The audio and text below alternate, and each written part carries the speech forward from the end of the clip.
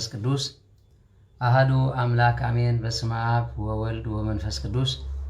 አሐዱ አምላክ አሜን። ስብሐት ለእግዚአብሔር ለዛ ጻህነ እስከዛት ሰዓት ከመ ንስማዕ ቃለ ወንጌሉ ዘይኮነነ ለበረከት ወለንስሐ ሕይወት ቅዱስ እግዚአብሔር አምላኽና ነስዓ ዘብጽሕና ቃሉን ምስማዕ በረከቱ ንምስታፍ ክብርን ምስጋናን አምልኮ ውዳሴን ዘላለም ንዕይኹኖ። እመቤታችን ቅድስት ድንግል ማርያም በአማላጅነት አቂባ በቃል ኪዳና ከብኪባ ነስዓ ዘብጽሕትና ንዓውን ክብርን ምስጋናን ይብጽሕያ። ሕርያን ቅዱሳን መላእክት ነቢያት ሐዋርያት ጻድቃን ሰማዕት እግዚአብሔር ብዘኽበሮም መጠን ክብርን ምስጋናን ይኹኖም። አቤቱ ናይ ሰራዊት ጌታ እግዚአብሔር አምላክና ነስዓ ዚ እንሆ ብጥዕናን ብበረከትን ቃልካ ንኽሰምዕ ዘብጽሕካና ንስኻ ክብርን ምስጋናን አምልኮ ውዳሴን ንዘለዓለም ንዓኻ ይኹን። ተረፈ ግዜናን ሰዓትናን እንሆ ባርኸልናን ቅድሰልናን ብሰላም ናብ በዓል ሆሳዕና ከም ዘብጽሕካ ንበዓል ትንሳኤ ድማ ብሰላም አብጽሕና ርህርህተልና ቁራሪተ መዓት ቅድስት ድንግል ማርያም አዴና በረኸትክን ረድኤትክን አይፈለየና። እንሆ ብጸሎትክ ድማ ኣብ ንኸዶ ኩሉ ግርማን ሞገስን ክትኮንና ንመሕፀነክለና። ሓለዋ ናይ ኩሎም መላእክት ተራዳእነት ናይ ኩሎም ጻድቃን ምስ ኩላትና ህዝበ ክርስቲያን ይኹን። አቡነ ዘበሰማያት ይትቀደስ ስምከ ትምጻእ መንግሥትከ ወይኩን ፈቃድከ በከመ በሰማይ ከማሁ በምድር ሲሳየነ ዝበለጥና ሀበነ ምህድግ ለነ አበሳነ ወጌጋየነ ከመ ንሕነኒ ንህድግ ለዘአበሰ ለነ ኢታብአነ እግዚኦ ውስተ መልሱት አላ አድኅነነ ወባልሐነ እምኩሉ እኩይ እስመ ዚአከ ይእቲ መንግሥት ኃይል ወስብሐት ለዓለሙ ወለዓለሙ አሜን። በሰላመ ቅዱስ ገብርኤል መልአክ ወእግዝእትየ ማርያም ሰላም ለኪ ድንግል በልናች ወድንግል በሥጋችም እግዚአብሔር ጸወት ሰላም ለኪ ብሩክት አንቲ እማንስት ወብሩክ ፍሬ ከርሥኪ ተፈሥሒ ፍስሕት ማርያም ልተጸጋ እግዚአብሔር ምስለኪ ሰአሊ ወጸልይ ምህረት በእንቲአነ ሀበ ፍቁር ወልድኪ ኢየሱስ ክርስቶስ ከመ ይስረይ ለነ ኃጣውኢነ ተማኅፀነ ብኪ አሜን። ሐራይ እግዚአብሔር አምላኽና ነስዓ ዚ ዘቆመና እሱ ስለ ዝኾነ ክብርን ምስጋናን አምልኮ ውዳሴን ንዘለዓለም ንዕይኹኖ። ናይ ክርስቶስ ቤተሰብ አፍቀርቲ ቅድስት ድንግል ማርያም አዴና ኣብ መሰረት ነቢያት ሐዋርያት ተሃነጽኩም ደቂ ዓዶም ንቅዱሳን አዕይንተ እግዚአብሔር አቦታተይ ካህናት ናይ ምስጢር ተላእኽቲ ኣሕዋተይ ዲያቆናት በ40 በ80 ውሉድነት እግዚአብሔር ተቐቢልኩም ተስፋ መንግሥተ ሰማያት ትጽበዩ ብምሉኹም ህዝበ ክርስቲያን ምስ ፈተወናን ብዘፍቀረናን እንሆ ነቲ ፍጹም ትሕትንኡ ንምርኣይ ኣብ ኣድጊ ተሰቒሉ ፍጹም ትሕትና ብምርኣይ እንሆ ኣብ ትሕቲ ቀራንዩ ወይ ድማ ኣብ ኣርዕቲ ቀራንዮ ተሰቒሉ ድማ ሓጢኣትና ንምፍዋስ ናይ ዘለዓለም ህይወት ንምሃብ ንዓናውን ንመንግስቲ ንምውራስ ፍጹም ብትሕትና እንሆ ምሕረት ዝሃበና ብስም ትልኡልን ህያውን ዝኾነ ጎይታናን ኣምላኽናን መድሓኒናን ኢየሱስ ክርስቶስ ፍጹም ሰላም እግዚአብሔር ምስ ኩላትኩም ይኹን። ከመይ ሓዲርኩም ከመይ ኣርፊድኩም ከመይ ውዒድኩም ከመይ ቀኒኹም እዩ ማለት ክልተ መዓልቲ ሳልሳይ መዓልቲ ኣትኹም። ስለዚ ከመይ ቀኒኹም ብምልኹም እንኳዕ ናብ በዓል ሆሳዕና ብሰላም ኣብጽሕና ሎም መለኸት ከይነሃርመልኩም እዚ ከይዲ ሰዓት ስለ ዝኾነ ሕማማት እዩ። ስለዚ ከመይ ቀኒኹም ብምልኹም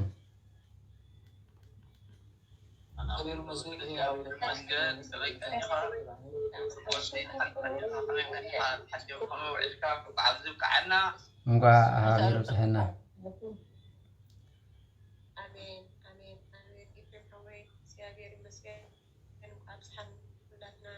አሜን። እግዚአብሔር ይመስገን። ከመይ ቀኒኻ ሓንደለኻ መይ ትኾን ኣለኻ ገርመን ይወደድ ዋ አሜን። ለኻ ይትበሎ ገጽረይ ኣነ ዳጽባ ኣለኹ ዓለም የኸፊእዋ ዘሎ እምበር ኣነ ዳጽባ ኣለኹ ተመስገን። ስለዚ ተመስገን ነቶም ከፊእዎም ዘለኻ ህማና ይማስሎ ኣነ እኳ ዝመስልዋ ይመስለንን ግን ይግበረሎ ምናትና ዘይርኽባን ሃራይ እግዚአብሔር አምላኽ ክብርን ምስጋናን ነው ይኹኖ። ምሸት ምሸት ሓጎስን ደስታን እንዳስምዐ ነሰዓት ዘብጽሕና እሱ ስለ ዝኾነ ክብርን ምስጋናን ይኹኖ። በዚ በዓል ትንሳኤ ድማ ዝዓበየ ጸጋ ናይ እግዚአብሔር አምላኽ ዋጋ ጾም እንሪእየሉ ተስፋ ክኾነልና ናይ እግዚአብሔር ሰናይ ፈቃድ ይኹን። ሎም መዓንቲ በዓል ሆሳዕና እዩ ማለት እዩ። ሆሳዕና ድማ ቅድሚ ትንሳኤ ዘላ ሰንበት ማለት እዩ። ቅድሚ ትንሳኤ ዘላ ሰንበት ናብ ሕማማት መእተዊ ንትንሳኤ እንጽበየላ ማለት እዩ። ስለዚ ካብተን ዝነበራ ናይ ኣጽዋማት ናይ 40 ጾም ፍልይቲ ዝገብራ ሆሳዕና ሓደ መጀመርያ እግዚአብሔር ፍጹም ትሕትንኡ ብምርኣይ ካልኣይ ድማ ነቲ ሕማማት ክንሰጋገረሉ ከለና እግዚአብሔር አምላክ በሐጎሱን ከም ዝመፀ ብሕማሙን ከም ዝኸደ ብሐጎስን ደስታን ከም ዝተሰየ ንርየሉ ማለት ስለዚ ናይ ክርስቶስ ናይ ሆሳዕና ክንዝክር ከለና ሆሳዕና ንኢየሩሳሌም ከኣቱ ከሎ ንሆ ከምቲ ኣብ መጽሓፍ ዘሎ ንሆ ንጉስኪ ኣብ ኣድግን ኣብ ግልገልን ተጻዒኑ ይመጽእ ኣሎ እሞ ደስ ይበልክ ዝብል ነቲ ደስታ ተፈጺሙ በቲ ሓደ ድማ ሰሙነ ሕማማት ቅዱስ ያሬድ በረከቱን ረድኤቱን ይሕደረና ነዚ ዝሰርዐልና ይመቸም ለንቅነኻ ሓድሽ ሚድያ ኣምፂኹም ዘለኹም ናይ ኣዳምካ ዳርጋ ለሚድኩም ኢኹም ተቐቢልኩም ኢኹም ሕጂስካ ቅዱስ ያሬድ ከምኡ ኢልና ገለመለ ዝብል ማለት ዳሓን ከይተዓብዱ ካልእ ክትሰምዑ ስለ ዝኾንኩም እዝንኹም ኣዳልዎ እምበር ብታሪክስ ብዙሕ ኢኹም ክትሰምዑ ማለት እዩ ዳሓር ድማ ካብ ዝገርም ነገር ኣብ ትግራይ ዘለዉ ቅዱስ ያሬድ ከምኡ ኮይኑ ዓድል ኢሎም ኣይሓርቁን እዮም ኣይሓርቁን ብፍላይ ሊቃውንቲ ድሓን ሊቃውንቲ ዝፈልጥዎ ስለ ዝኾኑ ማለት እየ እቲ ኤርትራዊ ግን እንድሕር ኣብዚ ዓዲልካዮ ልቢ ይነድድ ማለት እዩ ግድጎ ዝኾነኩም ልቢ ይነድድ ማለት እዩ እንታይ ኮይኑ እንተኢልካዮ ግን ሰይጣን ልቢ ዓዊሩ እዩ ማለት እዩ ስለዚ በዚ ስለ ዝኾነ ነዚ ኩሉ በረኸትን ረድኤትን እናሓፍሰሉ ብረድኤትን ንኽለሉሉ እግዚኣብሔር ኣምላኽ ነዚ መስል ኪዳን ዘርአየና ስለ ዝኾነ ተሓጒስና ክንከይድ ኢና ማለት እዩ ስለዚ ቅዱስ ያሬድ ክሰርዕ ከሎ ሰንበታት በብሰሙኑ ዝማሪኡ ከይተረፈ ናቱ ገይሩሉ እዩ ዝመፅእ ማለት እዩ ስለዚ ካብቲ 40 ዓፀም ኣብዚ ሰሙን እዚ ፍሉይ ዝገብሮ ድማ ህፃናት ቤተልሔም ወፅሊ ሸምጢጦም ክዳኖም ኣንፂፎም ሆሳዕና በኣርያም ንወዲ ዳዊት በኣርያም ምስጋና ዝግቦ ኣብ ምድሪ እውን ኣድጊ ብምፅዓኑ ክብሪ ይጎድልን እሞ ስለዚ ነመስግኖ ብምባል ዘመርሉ እዩ ነዚ ድማ ዘርኢ ማለት እዩ ኣብ መዝሙረ ዳዊት ምዕራፍ 8 ክንሪኦ ከለና ማኣፈ ደቂቁ ህፃናት ኣስተዳለውከ ስብሃተ ይብል ማለት ነዛ ቃል እዚኣ እውን ተፈጠመትላ ማለት ካብቶም ደቀቕቲ ወይ ድማ ንኣሽቱ ህፃናት ናይ ምስጋና ኣዳለኻ ዝብል እቲ ምስጋና እንታይ ዝብል እዩ ማለት እዩ ሆሳዕና በኣርያም ዝብል ማለት እዩ ቅዱስ ዳዊት ዘምሩ ለእግዚአብሔር በሃዲስ ዝማሬ ወይ ድማ በሃዲስ ምስጋና ንእግዚአብሔር ኣመስግንዎ ዘምሩ ይብል ኣይኩትዎ ይብል ሓድሽ መዝሙር ተባሃለ እንታይ እዩ እንድሕር ተባሂሉ ከምዚ ሎም እንድሕር ኮይኑ ከምዚ ናተይ ናትኩም እንተኮይኑ ርእስና እንታይ ኢና ንገብር ሓድሽ ዝማሬ ንእግዚአብሔር ኣምላኽ ብክእለትኩም ክብል ካሎ ብኣፍልጦም ማለት እዩ ሓድሽ ዝማሬ ዘምርሉ ዝብል ድማ እንታይ ኢሎም ተርጊሞሞ ማለት እዩ ኣብ ሓድሽ ኪዳን ብደስ ዝበለካ ክዝምር ፀገም የለን ኢሉ ጊታር ጃዝ ወዘተረፈ ሒዙ መፅኡ ንቤተክርስትያን ዘዕገርግር ኣይሰኣንን ፒያኖ ሒዙ መፅኡ ዳም ንሱ ጥራሕ ኣይኮነን ዋላ ካህናትና ከይተረፈ ፒያኖ ዝላመዱ ኣለዉ ማለት እዩ ግብፂ ከምዚ ጌራ ሶርያ ከምዚ ደገመት ኢሎም ማለት እዩ እንደገና ድማ ነታ ጥቕሲ ዘምፅዋ ነዚያ እዮም ንእግዚኣብሔር ኣምላኽ ሓድሽ ምዝማሬ ዘምርሉ ኣመስግንዎ ብክእለትኩም ማለት በብክእለትኩም ዝብል ማለት ብክእለት ዝብል ዕልልታ ዝኽእል ተኮይኑ ጣቕዒት ዝኽእል ተኮይኑ ዝማሬ ድማ በብዓቕሙ ማለት እዩ ኣብ ቤተ ክርስቲያንና ክንደይ ዓይነት ዝማሬ እዩ ዘሎ ማለት እዩ ሰለስተ ዓይነት ዝማሬ ሊቃውንቲ ዝበሃል ኣሎ ንሱ ዝማሬ ሊቃውንቲ ዝበሃል ሊቃውንቲ ምስ መጽሓፍ ኣመስጢሮም ንበዓሉ ዝግባእ ዝዝምሮ ዝማሬ ይበሃል እዚ ያሬዳዊ መዝሙር ይበሃል እቲ ካልኣይ ምዝማረ ድማ መዝሙር ኣማንያን ዝበሃል ማለት እዩ ከምዚ ትምህርቲ ሰንበት ወዘተረፈ ዘውፅኦ መዝሙር ከዓ እቲ ግጥሙ ምስ መጽሓፍ ቅዱስ ዝኸይድ ኮይኑ ንሱ ዝዝመርካ እንታይ ይበሃል ማለት እዩ እዚ ዝማሬ ዝበሃል ከዓ ዝማሬ ኣማንያን ይበሃል እቲ ሳልሳይ መዝሙር ዝበሃል ድማ መዝሙር ኣበው ወይ ድማ ወደሳ ይበሃል ማለት እዩ ወደሳ ንእግዚኣብሔር ኣምላኽ ምምስጋን ክኾን ከሎ ኣዴታትና በቲ ዘለዎን ቃላት ገይረን ክውድሳ ከለዋ ኣቦታትና እውን ከምኡ ማለት እዩ ስለዚ ነዚ ዓይነት ዝማሬ ኣሎ መጽሓፍ ቅዱስ እውን ካብ ቀደማት ሒዙ ከም ዝነበረ ይዛረብ ቅዱስ ዳዊት መዝሙር ህፃናት ዝበለሎ መዝሙር ሽማግለ ዝበለሎ መዝሙር ናይቲ ቅዱስ ብፁዕ ዳዊት ዝበለሎ ስለዚ መዝሙረ መላእክት እውን ከሎ ዝማሬ መላእክት ካብ ኩሉ ዝበለፀ ስለ ዝኾነ እዩ ማለት እዩ ኣብዚ ምድሪ ዘሎ ኢና ንዛረብና ስለዚ ናይ ሊቃውንቲ ዝማሬ መላእክት ክበሃል እንከሎ እቶም ካልኦት ድማ ምስ መላእክት ዝወሃድ እዩ እንተኾነ ግን እቲ ዝማሬ ብሰለስተ ተመቂሉ ከምዚ ዝብል ማለት እዩ ስለዚ እቲ ያሬዳዊ መዝሙር ዝበሃል ሊቃውንቲ ብትምህርቶምን ብብቕዓቶምን እንደገና ውሽጢ ቤተ ክርስቲያን ክዝመር እንከለውን ብምስክርነት ዝኸይድ እዩ ማለት እዩ እቲ ካልእ እውን ካብ መጽሓፍ ቅዱስ ወፃኢ ከይከውን ኩላትና እንመሃረ እዩ እቲ ወደሳ ዝበሃል ዘለኻ كاوده حلفو انه ناكال املخو خيريد كله قدب تغير له زخيري مالي تزي كوينو بزي سلازي نغزيابير حدش مزمور زمرلو كبحال كله حدش مزمور انتي مالتي حدش مسغانا نغزيابير امسغن انتي مالتي انتي مبلكم حدش مسغانا ها قدم እግዚአብሔር አምላኽ ነዓ አድሕነና እግዚአብሔር አምላኽ ክመጽዩ ዝብሉ ናይ ተስፋ መዝሙራት እዮም ነይሮም ስለዚህ ህጅ ግን እግዚአብሔር መጽዩ እግዚአብሔር ተወልደ እግዚአብሔር ተጠምቀ እግዚአብሔር ኖ ጾመ እግዚአብሔር አምላኽ ተሰቅለ እግዚአብሔር አምላኽ ተንሰየ እግዚአብሔር ኣብ አድግ ተጻዒኑ መጽ እንዳበልና ንዝምሮ እንታይ ይባሃል ማለት እዚ በሙሉ ሓድሽ መዝሙር ይባሃል ኣብ ሓድሽ ኪዳን ዝዝመር መዝሙር ማለት ኣብ ብሉይ ኪዳን ግና ነው ጎይታ ክመጽዩ ብተስፋ ንጽቤ ነይርና ማለት ስለዚ እቲ ተስፋ ተፈጺምዩ እጅ ድማ ዳግም ክመጽዩ ስለዚ ነዚ እንዳበልና ንዝምሮ ሓድሽ መዝሙር ይባሃል ሓድሽ መዝሙር ማለት ድማ ናይ ሓድሽ ኪዳን ነው ዝተፈጸመ ፍጻሜ ዘምሩ ማለት እንተዘይ ኮይኖም ጻቢሉ በሓድሽ ቅኔ ዝተባሃለ ከንታይ እዩ ድሕር ተባሂሉ ቅድም ዝነበረ ቅኔ ነው ኩለዲ ክመጽዩ ዝብል ህጅኻት ሓድሽ ቅኔ ዝበሃል ዘለኻ ተወሊዱ ስለዚ ነቢያት ዝተነበይዎ ተፈጸመ ማለት ንምንታይ ጎይታ ኣብ አድግ ተጻዒኑ መጽዩ ትንቢተ ነቢያት ክፍጽም ንምንታይ ኣብ አድግ ተሰቂሉ ትሕትና ኸሪ ስለዚ ኣብ መጽሓፍ ዘይተጻሕፈት ጎይታ ክገብራ ኣይመጸን ገሊኡ ድማ ኦሪት ተሳዒሩ ዋይ ኦሪት ሞ ኣነ ክፍጽመ የመጽ እምበር ክስዕረ ይመጻኹን እዩ ስለዚ ስለዝኾነ ነዚ ብምግባር ናይ ሓድሽ ኪዳን ድላይካ ግበርዩ ወለ ናይ መጨረሻ ዘሰሓቐትን ነገር እንተሃሊ ኣብ ሓድሽ ኪዳን ዋላ ታቦት ሒዙ መእመን እንተኸይዱ ክቐዝፈ ይክእልን ዋ ብኸመይ ዓመተ ምህረት ስለዝኾነ መኸይድ እንዳሕዛ ኣነ ዝገርመን ነገር ሲ ተመን ሕያዋይ እሞ ወላ ሓንቲ እናኸስኒ ኢልካ ኢድካ መሃብ ማለት ወይ ዝናትና ድፍረት ዝገርም ነገር እዩ ስለዚ ነዚ ብምግባር እዩ እግዚአብሔር አምላኽ እንሆ በረከትን ረድኤትን ናይ ኩሎም ጻድቃን ይሕድረልና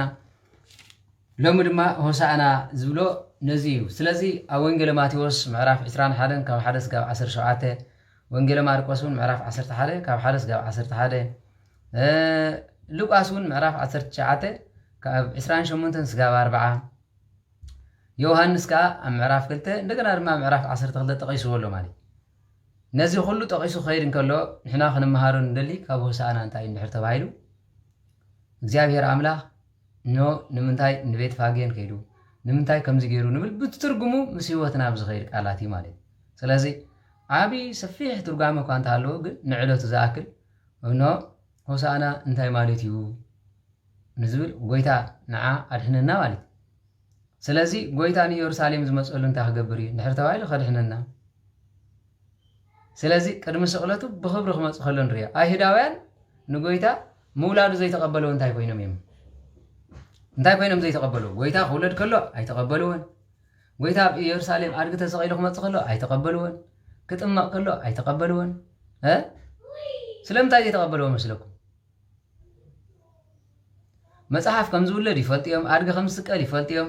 ከም ዝስደድ ይፈልጥዮም ኣድጊ ተሰቒሉ ከም ዝመጽእ ይፈልጥዮም ግን ኣይተቐበልዎን እዩ እንታይ ኮይኖም ዘይተቐበልዎ እንታይ ኮይኖም ነቲ መጽሓፍ እምበር ንጎይታ ይፈልጥዎን ሓቂ ዶ ነቲ መጽሓፍ ጥቕሲ ይፈልጥዎ እዮም ከምኡ ሰይጣን ጥቕሲ መጽሓፍ ይፈልጥ እዩ ግን ተግባር ናይ እግዚኣብሔር ኣለዎ ድዩ የብሉን ስለዚ ጸሓፍቲ ፈሪሳውያን ጎይታ ክውለድ እንከሎ መጽሓፍ ይፈልጥዎ እዮም ምክንያቱ ትንቢተ ኢሳያስ ዘይንብብ የብሎምን ዘመን ይፈልጥዮም ከመይ ጌርካ ንዝውለዶ ዘሎ ዘመን ከመይ ጌርካ ከም ዝቕመር ይፈልጥዎ እዮም ሱባኤታት ሱባኤ ሄኖክ ኣሎ ሱባኤ ካብ ነቢያት ማለት ስጋብ ዳንኤል ዘሎ ናይ ቅዱስ ዳዊት ጥንተ ቀመር ኣሎ ብሙሉ ይፈልጥዎ እዮም ደማሚሮም ግን ጎይታ ክውለድ ከሎ ይተቐበልዎ ካብ ዝገርመኩም ነገር እቲ መጽሓፍ ዝብሎ ኖ ኣቦታትኩም ንነቢያት ከም ተቃወሞም ይብል ስለዚ ንስኻትኩም ንነቢያት ተቃወሞም ንኹሎም ነቢያት ዘይተቃወሞም ያለ ዘይተቃወሞ ነቢ ኣሎ አለ የለን ንኤርምያስ አሳዲዶሞ ንኢሳያስ አሳዲዶሞ ንመን ዘሳድዶ ተቀብለሞ ይምፈልጥን ስለዚ ንስኻትኩም ድማ ነቦታትኩም እኖ ለምን መቃብሮም ተሰርሑ ለኹም ይብል ማለት ንመቃብሮም ተሰርሑ ለኹም እሞ ድማ نحاسة محلات محدية انتي تبلو مالي قدم أب زمن من نيرنا تنخو نيرنا نن إسياس نيرمياس نزترف ونبيات أي مسددنا يمن يبل اسكي لب بالو قويتانا المدحنا نيس كريستوس أب زمننا خوينو تزخو نيرو قداموت بيشكان السقلو من مخونو من مسقلو بل هنا زوده أرى هجي زلو خانات مسقلكم انتي تبلو لهم مسقلكم انقوان جست سقلو ونيغن زلهم انتي زاربالو مخنياتو نمسقلو نسيطان اندابلكم نتي قل اندابلكم بزي كان سيطان كبرسي نكزيابير كبر انتي تزاريكم تفضل قل كتسابقو خلهم كا وسانا خمزي بل مرقيتا مصيرو لو ملايتي زمرو مراقيتي زيب لكم لب زدست تحقس مسقل قل نمسقلنا سيطان قبرو مالي اليوم زي سحاقة النقر الله لنقنا تحطوا حطوا مالي سيطانس مسقل يحزدو اي حزن هنا اي حزن ينال فلت بچراشون مسقل حزو مسي فلت بچراش مالي يحزيو انتي لو مخون قل كلهم كهنات اغاننت يخون بلو بعلي زي ملسلو سلامنتاي مسقل حزكم سلاز مصاخو توديا اتملس نسيو كردوكم سيطان مسقل حزي مصدي مصل رينا سمعنا نايفلت اندام كابز غرمكم قدسان كحط خلخو نافهم يا خمصلو ابيلو مسقل كايلات ها انه ملأخ تمثيلو كاتمص مسقل يبلون مالتي ስለዚህ መስቀል አቤለ ካንዳበሉ ቅዱስ ይخبل كله መስቀል ካቤሎ ተክለ ሃይማኖት ይخبل كله መስቀል ካቤሎ ገብረ መንፈስ ቅዱስ ይخبل كله መስቀል ካቤሎ እመቤታችን ይخبل كله አብዚያት ነበረ ተخليልከን አቤሎ እዚህ በሙሉ መስቀል ንሰይጣን መባረርን ምልክት እንደአንበር ሰይጣን ዝባል መስቀል ሒዙ መጽ ይፈልጥ ኣብ ታሪኽ ዋላ ካቦሪት ዘጻት ስጋብ ራእይ ዮሐንስ ካብ ገድላት ድማ ካብታ ዝነአሱ ድርሳናት ስጋብ ጉባኤ ሊቃውንት ስጋብ ገድለ ቅዱሳን ምንም አይትረኽቡ መስቀል ሒዙ መጽዩ ሰይጣን በመስቀል ገይሩ ተአምር ገይሩ ዝብል ፍጹም የለና መጽሐፍ كلنا يكلني وهابهم تمرت للي يفرحوا نتم فرحوا ملكت هابهم زبلكوا مسكال غير ملكت كم سعروا منغير سلازي مبزحتكم نزح التازي ولا بوشتي لعلي سوسا 77 حديثكم مالك انت تاخونا للزبي سيطان سي مسكال حزي مصري مصن نحنا يمصن بيت كريستيانون اي مصن الى اتمر يمصيو انت ابقش يلومني امنسخمون سيطان يهم سلامتاي مسكل حزكم مصنا بلو بقى زي تملسي سلازي ابقشون بعلهم مسكل حزكم سلاز مصاهم شيطان يهم مال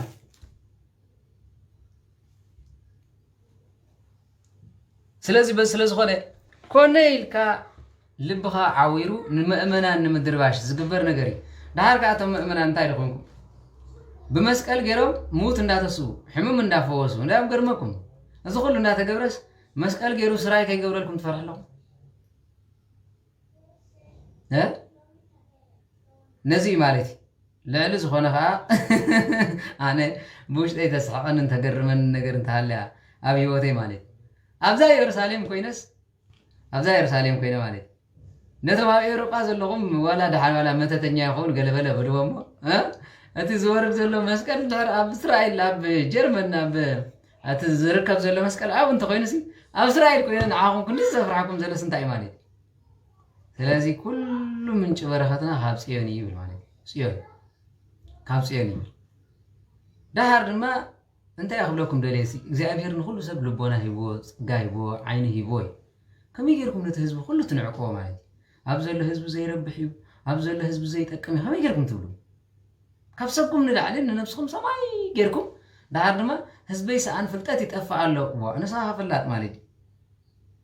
እስኪ ልብ በሉስ ሁሉ ህዝብ እምረደ ዘይብሉ ይመስለኩም ولا افلط ايالو مصحف قدس سلامتاي تدفنو እቲ ምእመናን ድማ ስለ እምነትኩም ስለምታይ ዘይትጣበቁ ስለ መስቀልኩም ስለምታይ ዘይትጣበቁ ቆስጠንጢኖስ ንጸላእት ክስዕረም ትኾንካ ንመስቀልካ በትር ግበረል ኢላት በትር ምስ ገበረ ኸይዱ ቋቋቋቋቋ ቢሎም እዩ ንፈረስካ መስቀል ግበረል ኢላት ፈረስ መስቀል ስለ ዝገበረትሎ አማከል ሰራዊት ከኸይድን ከሎ ኮላይ ፈረሱ ረጊ ሓሰብ ተቀትል ነይራ ናይ ፒልፓዶር ቅዱስ መርቆሬዎስ ጸላም ፈረስ ነይራቶ ስልምት ይብል مسكلا جنبارا نيروا تي مسكل كورشا أنجلان مسكلي نيرو مرقوريس سمات تسيف غلو نسا هاجر نخرت تسبخ نز مسكل زي ملكتين دابلت تخير نيراي كلهم سراويت ملائكة مسكل لهم ملائكة مسكل زي بلو ملأخ يلن مسكل زي بلو ملأخ يلن سلامتاي يكونكم مويا لا سيطان رجوم نسيطان مسعركم هنكو يلو እግዚአብሔር አምላክ مسحابهم ملك زهابهم نابي يخيد مسكل سي نابيهم كتكروا ስለዚህ አነ ዝብለኩም ማለቲ ርሑስ በዓል ሆሳዕና ይግበረልና ግነት እምነትኩም አይተላሕልሕዎ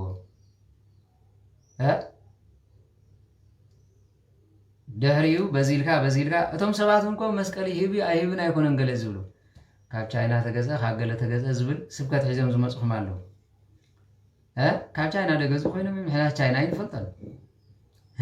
ህንድስ መስቀል ክሰርሑ ካሪና ይፈልጥ يبقى سيلو وقت حس خلا خاسي زما ساسلت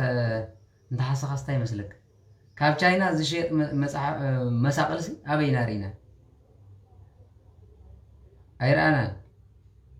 انت هاللي خوين خا اي دون نو نسم غزو خونو مالتي دحر ما هندي بلو هند خمسكل شوتلي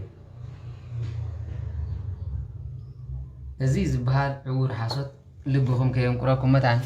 دحر نزي بلو دحر ما كلهم كتمصيهم كلهم كتمصيهم نفس ميديا علاس غاب صبا نفس فيسبوك كتمصيهم اذا امريكا كو تيك توك صلو ويلو يفرم نيرم يلما وا يغبر فطاري مصدق يخونه سب صدق ذا تيك توك سب صدق سلام تاع مسلكم كابتي كنديون صبق زاربلو كنديون دخازا علي رينا تيك توك مالتي كندي ያለው كنديون ዝምዕድለው كندي ህይወት ዘልብስለው እቲ ዝገርም ነገር ግን ካብ መخሰቡ ክሳሪ ይበዝሕ ነተሰብ ዳርጋ ውሉፍ ናይ ሚዲያ ኮይኑ ነቲ ህይወት ብፍላይ መንእሰያት ጥፋት በዝሓሉ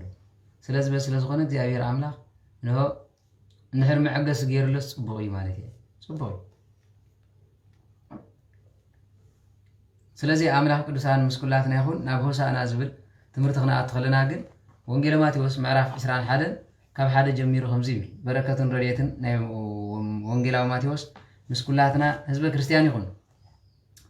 ናብ ኢየሩሳሌም ምስቀረቡ ኣብ ደብረ ዘይቲ ናብ ዘላ ቤት ፋጌ በጽሑ ሽዑ ጎይታናን መድሓኒትና ኢየሱስ ክርስቶስ ካብ ደቂ መዛሙርቱ ክልተ ለይኹ ኣቅድሜኹም ናብ ዘላ ዓዲ ኪዱ ብኡ እስርቲ ኣድጊ ምስ ዒላኣ ክትረኽቡ ኢኹም ፈቲሕኩም ከዓ ኣምጽኡ ለይ ዝኾነ ሰብ ሓደ ነገር እንተበለኩም ጎይታ ይደልዮም ኣሎ በሉ ብኡ ድማ ክሰዶም እዩ በሎም ተመልከቱ ኣብዚ ዝእዝዝ ዘሎ መኒ ጎይታ ናብታ ቅድሜኹም ዘላ ዓዲ ቤት ፋጌ ማለት ቤት በለስ ማለት እዩ ይብሉ ስለዚህ ቤት በለስ ማለት እዩ ኣብ ኸይድኩም ተኣሲራ ክትጸልሐኩም እያ ስለዚህ ከይድኩም ኣምጽዋ በታ ሓደ ዋና ኣይብል በታ ሓደ ድማ ዝኾነ ሰብ እንታይ በል ማለት ስለዚህ ብኡ እስርቲ ኣድጊ ምስ ዒላኣ ክትረኽቡ ኢኹም ፈቲሕኩም ኣምጽለይ ዝኾነ ሰብ ይብል ኣብታ ሓደ ድማ ዋናኣ እንታይ ሓተተኩም ይብል እዚ ኩሉ ብመጽሓፍ ቅዱስ ዘባእስ ነገር ሃልዩ ኣይኮነን ዝኾነ ሰብ ዝብል ዘሎ ኣብ መንገዲ ዝዓንቅፍኩም እንተረኸብኩም ጎይታ እዩ ዝደልዮም ዘሎ በሉ ስለዚህ ኖ ኣጋንንትን ተተኻኢልዎም ንመላእክቱን ክቃወሙ ይሓስቡ ይደልዮም ስለዚህ እንታይ ዝብል ማለት ብዘይካ ሚካኤል ንጉስ እስራኤል ነው ንዓይ ዘድሓነልን ትንቢተ ዳንኤል ማለት ብሓፈሻውን ኣብ መጽሓፍ ይሁዳ ኣብ ቁጥሪ 9 ክንሪኦ ከለና እነሆ ሰይጣን ስለ ስጋ ሙሴ ምስ ዲያብሎስ ኣይተኸራኸረን እንታይ ዳ ብሎ እግዚአብሔር ይግናሕካ በሎ እዩ እንተተኻኢልዎም ነቲ መልእኽቲ ብግቡእ ከይመጽእ እኳ ክስዕሮም እኳ እንተዘይከኣሉስ ነው ክካትዑ ኢሎም ይፍትኑ እዮም ማለት ግን መላእክቲ ገጽ ኣይህቦምን እግዚአብሔር ይግናሕካ ኢሎሞም ናብ መልእኽቶም እዮም ዝኸዱ ስለዚህ እዚ ነገር እዚ ከዓ ነታ ኣድጊ ፈቲሕኩም ኣምጽዋ ዝኾነ ሰብ እንተበለኩም ማለት ነው ኣጋንንት ተተቃወምኩም ናይ ጎይታ እዮም በልዎም ስለዚህ ኣምጽዋ ኢሉ መቸም ኣድጊ ቤተ ክርስቲያንና ብብዙሕ ትምሰልን ከላ ካብቲ ብሕብረተሰብና ዝፍለጣ ግን ኣድጊ እንታይ ማለት መጽዓኛ ተባሂላ ትፍለጥ ኣድጊ መጽዓኛ ካብ ኩሎም እንስሳታት ድማ ነው ንወዲ ሰብ ተገልግሎ ኣድጊ ማይ ሓዊራ እንጨይቲ ፀይራ ንዓኻ ተሰኪማ ትኸይደ ስለዚህ ንዓኹም ከም ዘገልግለኩም ንዓይ ከተገልግለኒ ኣምጽዋ ይብል በቲ ካልኣይ ድማ ብኣድጊ ዝተመሰሉ መን እዮም ድሕር ተባሂሉ ደቂ ሰብ እዮም ስለዚ ደቂ ሰብ ንሕና ናይ መን ኣገልገልቲ ኢና ማለት ባሮት እግዚአብሔር ክንከውን ኢና ተፈጢርና ግን ወዲ ሰብ ምስጢረ ስላሴ ክንምሃርን ከለና እንታይ ዝብል ማለት ሰብ ናይ ግብሪ ስሙ መን ይበሃል ይብልሞ መላእከ ሰይጣን ናይ ባህሪ ስሙ ኸ ሰብ ይበሃል ሰብ በባህሪው ሰብ ኮይኑ ተፈጢሩ በራያ በመልክዕ እግዚአብሔር በግብሩ ግን መላእከ ሰይጣን ይኸውን እንታይ እንተገበረ መላእከ እግዚአብሔር ይበሃል ይብልሞ እንተጾመ እንተጸለ እንተሰገደ አስራት በኹራቱን እንተሃበ ይብል ስለዚህ ዝተኣሰሩ እንተጸንሕኹም ማለት በኃጢአት ሰንሰለት በዲያብሎስ ግርፋት አፍራስ ኮይኖም ተጸንሕኹም እዚኦም ንእግዚአብሔር ኢልኩም ፈቲሕኩም አምጽኦም ዝለኣኹ ዘለው በመንም ዝመሰሉ በካህናት ለአኺዮም ክርስቶስ ዝለኹም ዘለው ካህናት እዩ ስለዚህ ካህናት ኪድሞ አጋንንት ዝኣሰርዎም ተጸንሕኩም ሓደ በሉ ፍትሕ ዘይብሎም ሰባት ነው በመተት በስራይ አሲሮም ተጸንሑ ፈቲሕኩም አምጽኦም ስልጣን ነው ፈቲሕኩም ከተምጹ ዛብኩም ስልጣን መኒ ማለት አነ ዝኾነ ሰብ አሲሮም ተጸንሕኩም ዝኾነ ሰብ ተተቃወምኩም ንጎይታ ያንበልዎም ማለት ካህናት ኪዱ በአብ ወልድ መንፈስ ቅዱስ ፍትሕዎም አጥምቅዎም አምጽዎም በተኻላይ ድማ ሰፊሕ ትምህርቲ ማለት በተኻላይ ድማ ነው ንሰበኽት ወንጌል ወይ ናይ ካህናት ንወድ ማለት ንካህናት ዝለኣኹ ዘለው ካህናት ለአኺዮም መኒ ክርስቶስ ስልጣን ዝሃቦም ከመኒ እግዚአብሔር ስለዚህ ካህናት ኪዱ ንሓጣን ካብ ኃጢአት ንምእመናን ብምእመናን አድግ መሲልና ያለና ንብል ስለዚህ ንምእመናን በኃጢአት ሰንሰለት በግርፋት ዲያብሎስ ተኣሲሮም ተጸንሕምኹም ሕማሞም ብምፍዋስ ልቦም ብምርስራስ እግዚአብሔር ይደልየኩም አሎ ኢልኩም አምጽዎም ካላይ በአድግ ዝተመሰሉ መን እዮም እንድሕር ተባሂልኩም መናፍቃን ድማ ብክሕደት ሰንሰለት በግርፋት ዲያብሎስ ተኣሲሮም ተጸንሕኹም ክርስቶስ ጌታ እዩ መድሓኒ እዩ ንሱ ይደልየኩም አሎ ኖ ዝኣመንኩሞ ሰይጣናዊ አምልኾ ዝተኣሰርኩሞ ሰይጣናዊ እስራት እግዚአብሔር አምላኽ ይፍታሕኩም እዚ እምነት እዚ ትክክል ኣይኮነን ኢልኩም ካብዚ ምንፍቅና ውድቀቶም አምጽዎም ዝቃወመኩም አርዮስ ትምህርቶም እንተመጸ እዚኦም ናይ እግዚአብሔር እዮም በልዎም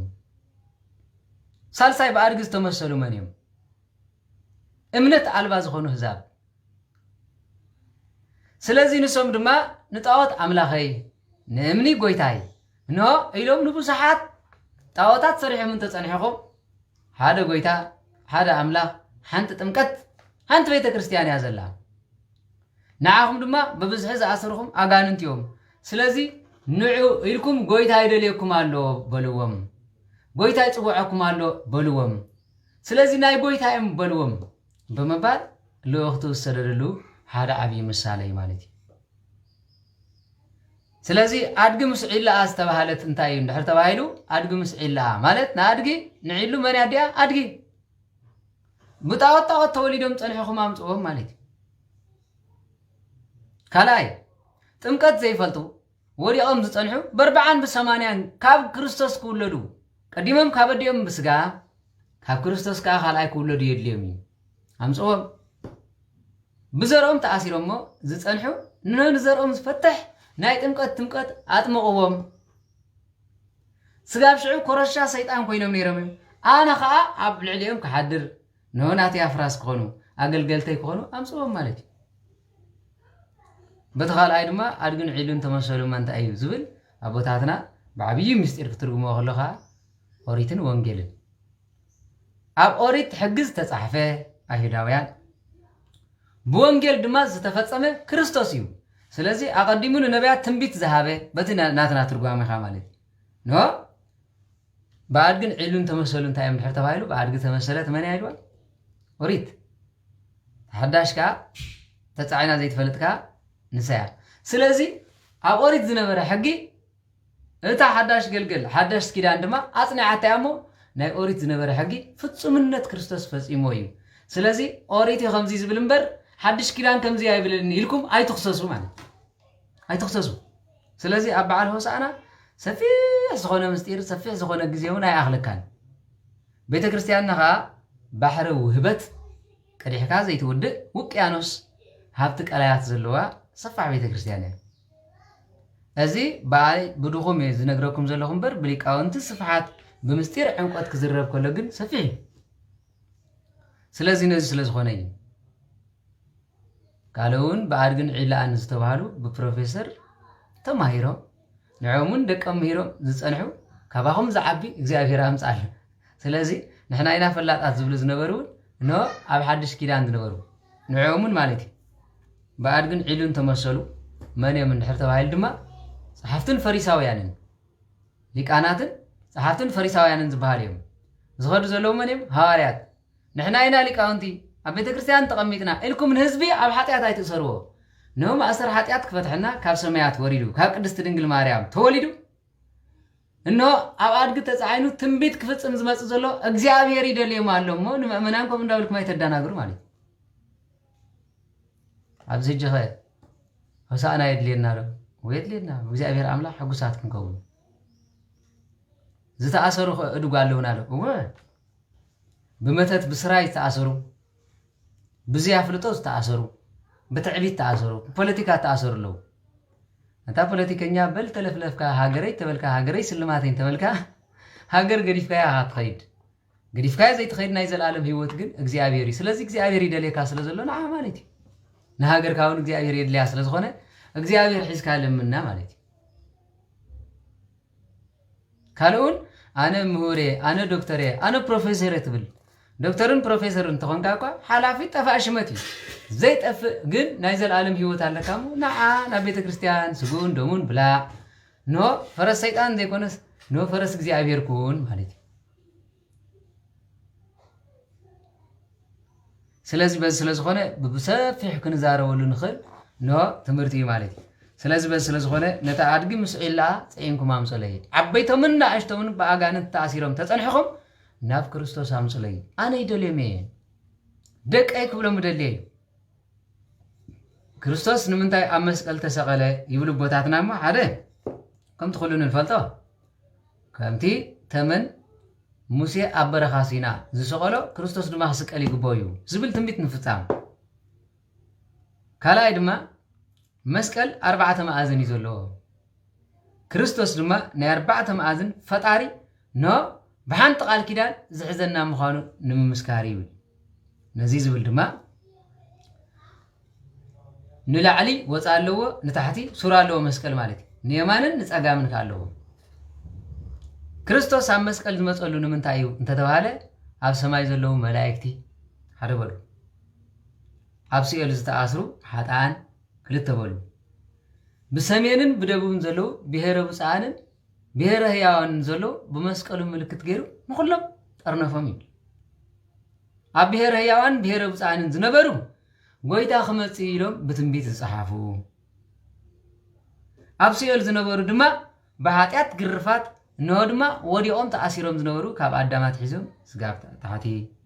أب سماي زنورو ملاك دما نكريستوس قصو خري إدلي نبري محرت نايدك سباتون يلمون نبري نزخلو توعنا هو بيتليهم تفسيه يبل أبا جورج سقاسي چا بيتليهم تحبسي دس يبلكي نو أتي أب سمايات نبرك زي أبير عملا أباخي توليدو ما بالعمال كاب سمايات سفحت تمركت مخنياتو سمعت ومبرنا እግዚአብሔር አምላክ ቹሩቤልን ሱራፊኤልን ወዘተረፈል ተአከቡልዩ አቤተ ልሔም ግን ሰብአ ሰገል ጓሶት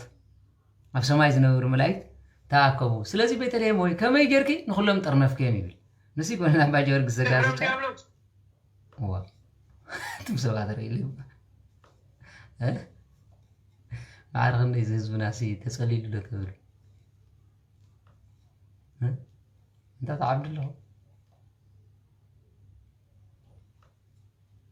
تعبد الله ما تمزي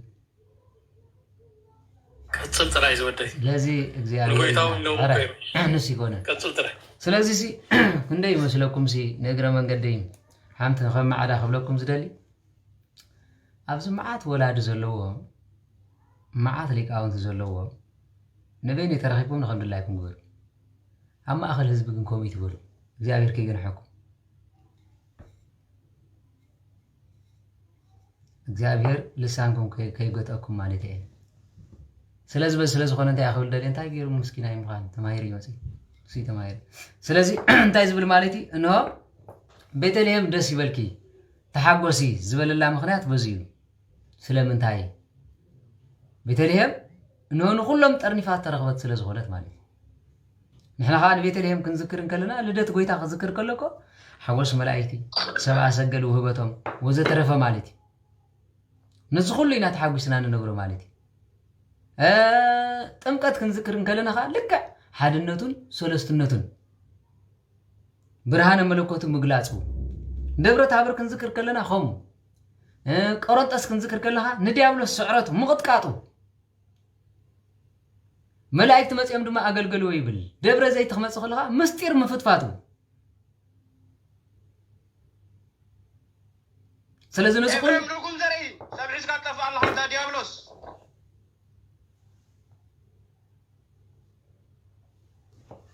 سلازم نسقول لي مالتي أنا أصغر من نجار نحر حاليش إذا مزبست تعبد عندهم زي لهم تعبد لهم تقلال كمان شغلت قطعتكم مفلا يتم سبقتينا تولسي صحتي انا سكرم زلن ነገር ታሊ ማለት አብይ ሀገር ኮይን يوم ዝብዘለ ስለዚህ አደብ ግበሩ ተቀላላ አደብ ሕማቀሉ ተዓብድለሁም ህዝብ ኤርትራ ተዓብድለሁም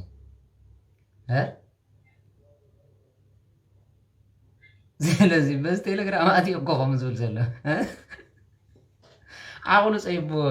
እንታይ ገደሰካ እንዳልቆም ኮይኑ ዘይታድም አነ ቆይ ሳቀኒ ዘለብ ውሽጤ ማለት ወላውን አጋንንት ኾኑ ኹለ ሙሉ በሙሉ በጋንንት አሰረቀው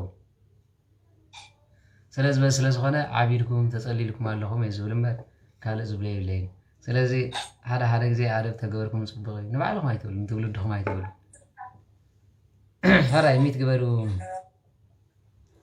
ስለዚህ ነዚህ በመግባር ይባር አብሆሳና ዝብል ማለቲ አብ ቅድሚያውም ናብ ዘላ ኸይዱ ዝበሎ ነዚህ ስለዚህ መስቀል ኖ ለዕሊሉ ከም ማግኔት ንኹላትና ሰሓበሉ ምሳሌ ቤተክርስቲያንና ኣብ ልዕል ዝበለ ስለምታይ ትህነጽ ክብሉ ኸለው ህፃናትን ዓበይትን ሪኦም ናባኹ መጹ ዳሃርከ ተመስገን አምላኽ ኢሉ ናባኹ ጽውዑ ይብሉ ብዙሕ ትርጓሜ ዘለው ማለት ስለዚህ ነዚህ በመግባር ማለቲ ስለዚህ ቀጽሉ ድማ ከምዚ ዝኾነ ሰብ ሓደ ወ እዚ ሁሉ ዝኾነ እቲ ብነቢ ንኢየሩሳሌም እንሆ ንጉስኪ ለዋህ ኣብ አድግን ኣብ ገልገልን አድግን ተወጢሑ ናባኽ ክመጽ ዝበልዎ ነው ዝተባሃለ ምን ትኽፍጸም እዩ ስለዚህ ነዚ ክፍጸም ጎይታናን መድኃኒትና ኢየሱስ ክርስቶስ መጽ ኢሉ ካላይ ድማ ንምንታይ ገሊኦም ክመጽ ከሎ ጎይታናን መድኃኒትና ኢየሱስ ክርስቶስ ደቅ መዛሙርቱ ድማ ከይዶም ከምቲ ጎይታ ዝኣዘዞም ገበሩ ነታ አድግን ነታ ዒልን ኣምጽሉ ክዳውንቶም ድማ ኣብ ዝባን ጎዝጎዝሉ ጎይታ ኸዓ ኣብኣ ተወጠሐ ይብል ስለዚህ ንሶም ክዳኖም ኣውጽኦም ኣጎዝጎዝሉ ሎሚ ድማ ንታቦት ክመጽእ ከሎ ከምኡ ንገብረኮ ብኸምዚ ማለት ስለምንታይ ታቦት ክመጽእ ከሎ ክዳውንትና ነንጽፈሉ ዝምባባ ነንጽፈሉ ስለምንታይ እንድሕር ተባሂሉ ሓደ ካብ ቀደማት ሒዙ ከምዚ ነበረ ምሳሌ ንምርኣይ ማለት ምክንያቱ ታቦት ወጽኦም ክትመጽእ ከላ ብምሉኦም እንታይ እዮም ገብሩ ነይሮም ማለት ነው ከምዚ ገይሮም ዝምባባ የንጽፉላ ነይሮም ይብል በተኻልኣይ ድማ ታቦት ኣብ ዝመጸትሉ በረከትን ረድኤትን ይውስኽ ነይሩ ንኣብነት ነው ካብ ኣሽዱድ ክትመጽእ ከላ ንኢየሩሳሌም ንቤት ያዕሪም ዝበሃል ኣብዚ ማለት እዩ ወይ ድማ ካብ ኣሽከሎም ክትመጽእ ከላ ብዙሕ ተኣምር እንዳገበረት ነቶም ኣመንቲ ድማ ብዙሕ ካብ ቤት ኣቢዳራ ምስኣትወት ቤት ኣቢዳራ ኣዝዩ ተባረኸ እዩ ስለዚ ታቦት ናይ በረከት ናይ ልምላሜ ምሳሌ እዩ ካልኣይ ድማ ናይ ንሁ ምሳሌ እዚ ንገብሮ ዘለና ስየ ምሳሌ ብዙሕ ምሳሌ ኣለዎ ማለት ስየ ምሳሌ ኣለዎ በዚ ሁሉ ምሳሌ እዩ ማለት ኣውሊዕ ዘንጽፉን ነይሮም ይብል ኣውሊዕ ንምንታይ ገብሩ ዝብል ነቲ ኣውጽልቲ በብሓደ ክንርኢና ማለት ናብቲ ትምህርቲ ግን ኣቐዲምና ክናት ስለዚ እንታይ ይብል ማለት እዩ ነው ነታ አድግን ነቲ ዒልን ምሰምጽኦ ድማ ክዳውንቶም ጎዝጎዝሉ ኢሉ ኣብቲ መንገዲ ድማ ካልኦት እውን ካብ እዋም ጨንፈር እናሰልዑ ኣብቲ መንገዲ ይንስንሱ ነበሩ እቶም ቀቅድሚ ዝኸዱ ደድሕሪ እውን ዝስዕብ ህዝብኻ ሆሳዕና ንወዲ ዳዊት እቲ ብስም እግዚአብሔር ዝመጽእ ብሩክ እዩ ሆሳዕና በአርያም እናበሉ ይጭርሑ ነበሩ ይብል ስለዚ እቲ ምስም እግዚአብሔር አምላኽ ዝመጽእ ብፁዕ እዩ ዝመጽእ ዘሎ ማለት እግዚአብሔር ቅዱስ እዩ ስለዚ ንወዲ ዳዊት እቲ ምስም እግዚአብሔር ዝመጽእ ብሩኽ እዩ ሆሳዕና በአርያም እናበሉ ይጭርሑ ነበሩ ናብ ኢየሩሳሌም ሰዓተው ኸዓ ብዘላታ ከተማ መን እዚ እናበሉ ተናወፀት መን እዚ ክንድዚ ክብር ዘለዎ ኖ ህፃናት ዝናወፁ ተመልከቱ መንፈስ ቅዱስ ዝመፁ ዝዝምር ሆሳዕና ዝብል ማለት ካልኦት ከዓ መንፈሶም ዝህወፅ ኣሎ ጸላእ ሰናያት ሒዞም ውጭጭ ዝብሉ ማለት ስለዚ ኖ ናብ ኢየሩሳሌም ሰዓተው ኸዓ ብዘላታ ከተማ መን እዚ እናበሉ ተናወፁ እቶም ህዝብ ድማ እዚ ነቢይ እዩ በዓል ናዝሬት ናይ ገሊላ እዩ በሉ እዩ ነቢ ኖ በዓል ናዝሬት ናይ ገሊላ እዩ በሉ እዩ ስለዚ በዚ ምግባር ጎይታናን መድሓኒና ኢየሱስ ክርስቶስ በሓጎስ በደስታ ክብሩ ዘርአየሉ አይሁዳውያን ንጎይታናን መድሓኒና ኢየሱስ ክርስቶስ ክውለድ እንከሎ ነው ዘይኣመኑ እንታይ እዮም እንድሕር ተባሂሉ ኩሉ ግዜ ንልደቱ ከምቲ ንሶም ጽበይዎ ይገብርዎ ናም ኣብ መብልዒ ማል ክውለድ ምዃኑ እንዳፈለጡ ግን ንሶም ብዓብዪ ከመይ ክውለድ እዮም ዝደልዩ ኣይፈለጥን ማለት ስለዚ ነዚ ኩሉ የሽካዖም ነይሩ ነቲ መፅሓፍ ይፈልጥዎ ግን ንክርስቶስ ክፈልጥዎ ይከኣሉ ሎሚ ድማ ልክዕ ከምዚ ኮይኑ ዘሎ ወዛብዚ ሽግር ገጢምና ዘለኮ መስቀል ሒዞም ንመስቀል ዝኽሕዱ ኮይኑ መስቀል ሓይድና መስቀል ጽንዕና ኢሉ ይሰግድ እሞ መስቀል ከም ዝገብር ዘሎ ተልካ ከመይ ገይሩ መስቀል ይኹን ሰይጣን ይብል ማለት ይዋጃበረኩም ኣሎ ማለት ይዋጃበረኩም ኣሎ ጠቕላላት እምሩኹም ይናወፀኩም ኣሎ ሰግድ ለመስቀል ግዝነ ኢየሱስ ክርስቶስ ይብል እሞ ስግዳን ዝግብኦ መስቀል እንዳሃለዎ ከሎ መጨረሻ በዚ ከዓ ናይ ሰይጣን ይብል ስለዚ ንብሎ ኸማና ይፍለጠናን ስለዚ ንምንታይ ኣብ በዓል ሆሳዕና ኖ ዘንጽፍዎ ዝነበሩ አትክልቲ ዝምባባ ንብሎ ነዚ ማለት ኢሳቅ ኣብ ዝተወልደሉ ግዜ አብርሃም ደስ ኢልዎ ኖ ዝምባባ ሒዝሉ መጽ ይብል ገለ ኣብ ትርጓሜ መጽሓፍቲ ድማ ክንርኢ ከለና እመቤታችን ቅድስት ድንግል ማርያም ኣብ ዝተወልደትሉ ድማ ቀይሕ ዕምባባ ሒዙ ዝመጸ ዘካርያስ እዩ ዝብሉ ሊቃውንት እውን ኣለዉ ዘካርያስ በሃል ናይ ቤተ ክርስቲያን ኖ ክትውለድ እንከላ እዛ ቀያሕ ዕምባባ ሒዝካያ ምጻእ ክይድ ይብል ቀያሕ ዕምባባ ዝተመሰለት ብምንታይ ድሕር ተባሂሉ ብፍቕሪ ካልኣይ ድማ ኖ መለኮት ጸዋሪት ይኽን ምባል በተሳልሳይ ድማ ኖ ስጋ እንተተሓርደ ቀይሕ እዩ ደሙን እንተፈሰሰ ቀይሕ እዩ ስለዚ እቲ ኻባኺ ስጋ እቲ ኻባኺ ዝወስዶ ስጋ ካባኺ ዝወስዶ ደምን መለኮት ተዋሂቦ ናይ ዘለዓለም መድሃኒት እዩ ንምባል እዩ ቀይሕ ድማ ካብ ቀደማት ሒዙ ናይ ፍቕሪ ምሳሌ እዩ ይብል ስለዚ በ ስለዝኾነ ቀይሕ ዕምባባ ሒዙ መጽይ መጺ ይህብ ነይሩ እዩ ስለዚ ነዚ ኩሉ ምሳሌ ኣለዎ ምሳሌ ኣለዎ ስለዚ ዝምባባ ንብሎ ዘለና ድማ ነዚ እዩ ሒዞም ኣምፅሉ ኖ አብርሃም ወዶ ኢሳቅ ክውለድ እንከሎ ሒዝላ መጽይ ይብል ኣመስጊኑ ናይ ደስታ መግለጺ ብዝኾነሉ በዚ ምሳሌ እዩ በዚ ምሳሌ ዝምባባ ደሪቑ ናይ ህይወት ይዘርእ ዝደረቐ ናይ ህይወት ዘለምልም ድማ ክርስቶስ እዩ ንምባል ይብል ስለዚ ካልኣይ ድማ እቲ ዝምባባ ንብሎ ዘለና እዚ ንንጽፎ ዘለና ስየ ንብሎ ናይ ሰላም ምልክት እዩ ንቅድስቲ አርሴማ ንባዕላ ኮ ናይ በረኸት ምልስል ስለዚ ናይ ዝምባባ ናይ ሰላም ምልክት እዩ ንስኻ ናይ ሰላም ኣምላኽ ኢኻ ክብሉ ስለ ዝደልዮም ናይ ሰላም ኣምላኽ ኢኻ ካልኣይ ድማ ዝምባባ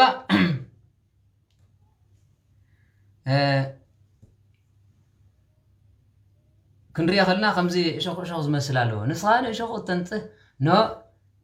እንታይ ዝበሃል ስየ ዘንፅፍሉ ኣለዎ ስየ እሾኽ የብሉን ሓቂዶ ንስኻ ብሓጢኣት ብትውልድኻ ክፋት ብስጋኻ ምቀኝነት ብባህሪኻ ድማ ብኣምላኽነትካ ትንቀፍ ኣይኮንካ ንምባል ስየ እዚ ትሪኦ ኣለኹ እዚ ለማፂ ኖ ክርስቶስ ድማ በዚ ተገልበጥካዮ ወላ ሓንቲ ይብል ንስኻ ብስጋ ወልደ ማርያም ብመለኮትካ ድማ ወልደ ኣብ ተተባሃልካ ንዓኻ ሕልፈት ሽረት የብልካን ማለት እዩ ስለዚ ብዙሕ ትርጓመ እዩ ዘምፅኦ ማለት እዩ ዝምባባ ናይ ናጽነት ምልክት እዩ ንስኻ ድማ ኖ ብኣጋንንቲ እስራት ብኣሽክላንት ተኣሲሮም ዝነበሩ ነፃ ክተውፀና ዝመፃኻ ኣምላኽ ኢኻ ብምባል ዝዛረብዎ እዩ ማለት እዩ ስለዚ ካልኦት ድማ ናይ ተምሪ ቆፅሊ ምፅኦም ኣንፀፍሉ ዝብል ኣሎ ተምሪ ጥዑም እዩ ብሓጢኣት ዝመረሮም ንህይወት ተባላሽዮም ዝነበሩ ንስኻ ድማ ተምሪ ኮይንካ መፂኻ መቐረት ኮይንካ መፂኻ ብምባሉ ትርጉሙ ቦታት ኣለዉ ናይ ተምሪ ፍሬ ናይ ተምሪ ፍሬ ኣበይ ዝርከብ ማለት እዩ ኣብ ጫፍ ናይቲ እንታይ ዝበሃል ማለት እዩ ናይ ተምሪ ክፈሪ ከሎ ኣብ ጫፍ እዩ ከምዚ ኢሉ ዝመልእ ሓቂዶ ከምዚ ኢሉ ዝመልእ ንስኻ ድማ ተመልከቱ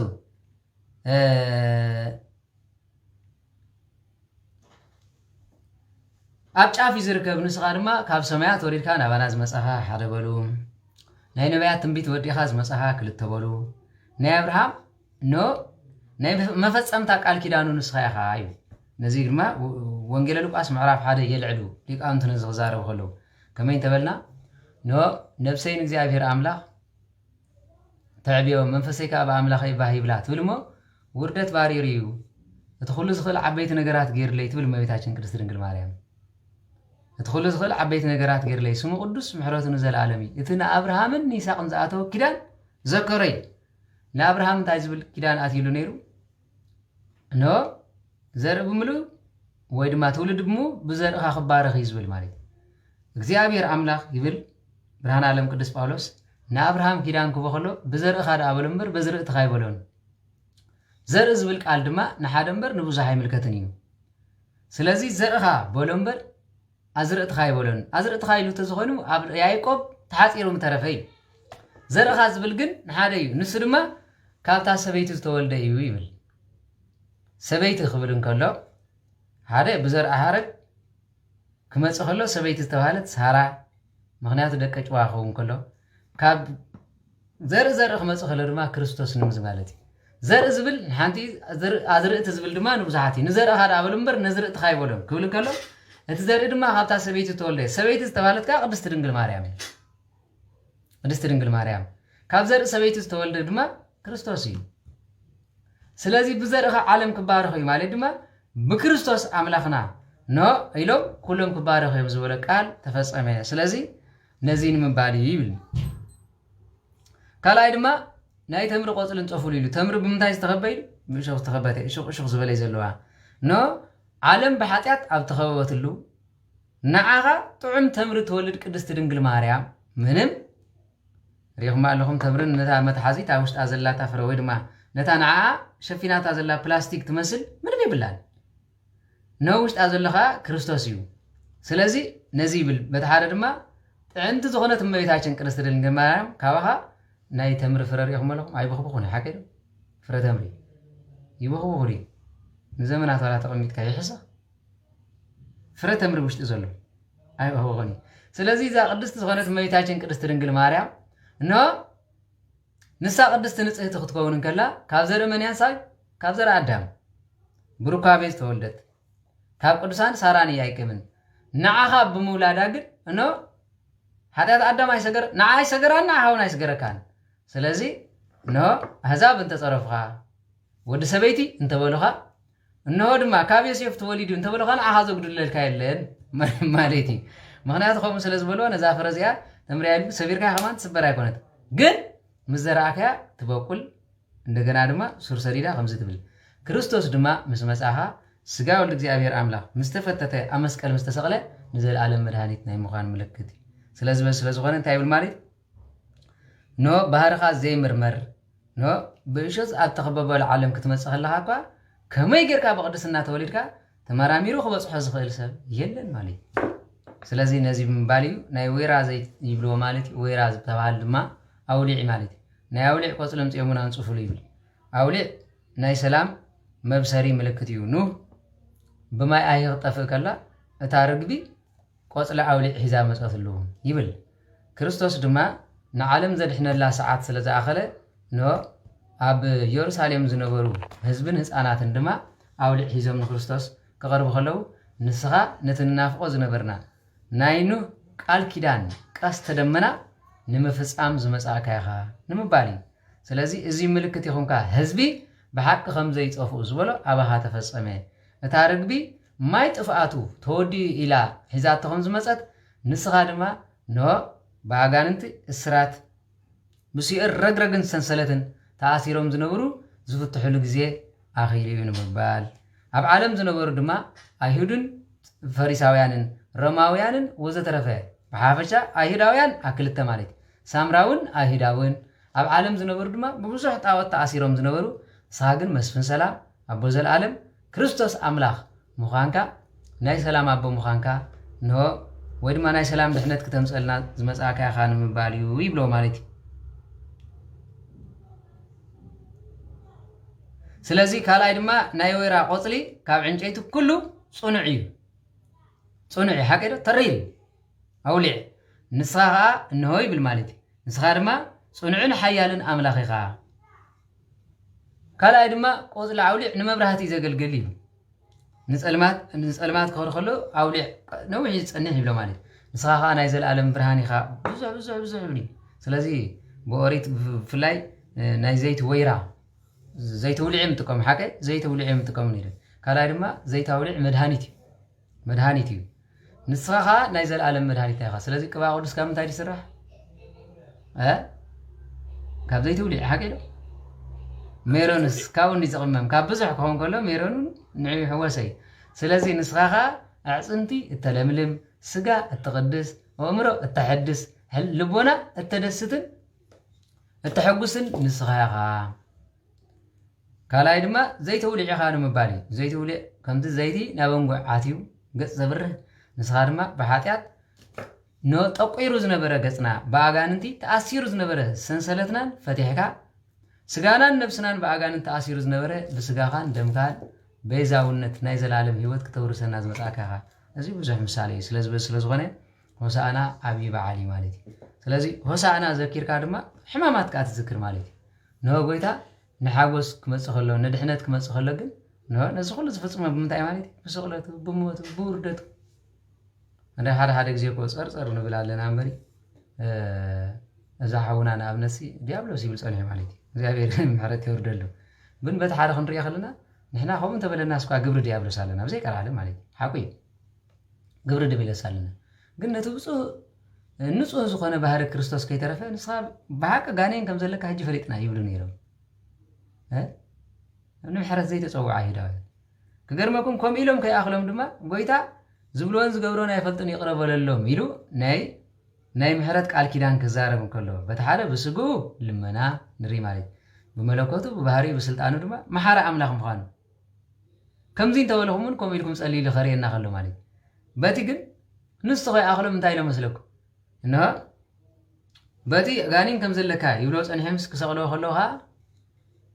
دم كاب دم ناي سبزي نسأي كل كله تي روماوي نسم كن تايلو دمو دكنان يوارر سيلو كاب زغرمكم كوي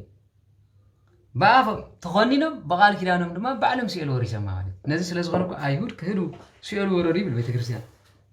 ትማር ከላ ከሄዶን ጥራዜ ኮነ ንሲሉ ወረዲ እስከመይን ተባይሉ ደሙ አብደቅናን ደቅናን ይሁን ቦሊዱ ናብነት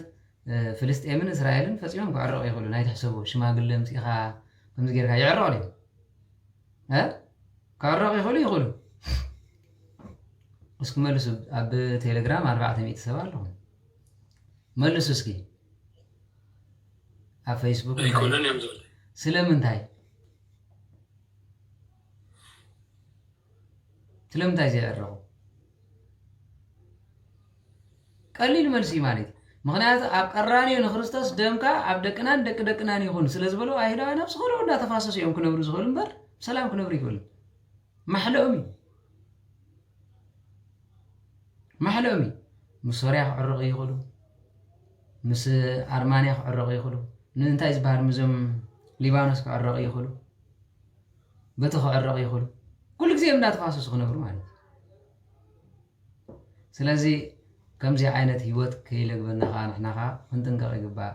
بعشنت كاتم صو محلا ببخيات عينك ألم بعشنت كاتم صو حاتيات ببخيات كا نوح زي نو زوسد كابون تخطار زخون نزارون زترفالو كابز غيرمكم بصحاقنا عاتو هيوت ببخيات كنوصو زي نخلل درجال نابنت كتستن نحركين كان ناس حقك هاتستي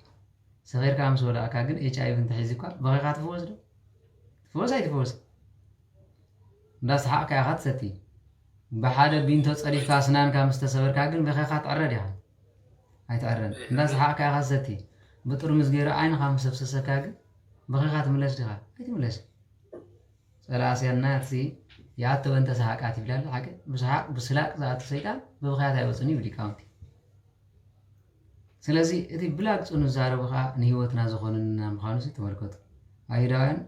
ازيسي انا خاب دم ناي سبزي نص ياخل كله واي نزي دانتا نص ادلهم دم ناي زي سفر تخوين دقين دقنان يخوني يخون قدي نهلهم قدم تفاسسوا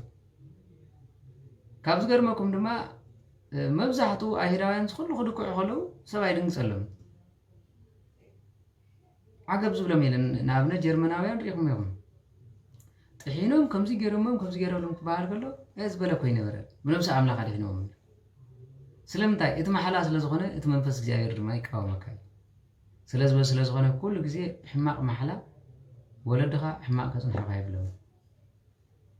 نحماق محلا من مكلاس قاسي نو قليل يكونن مالتي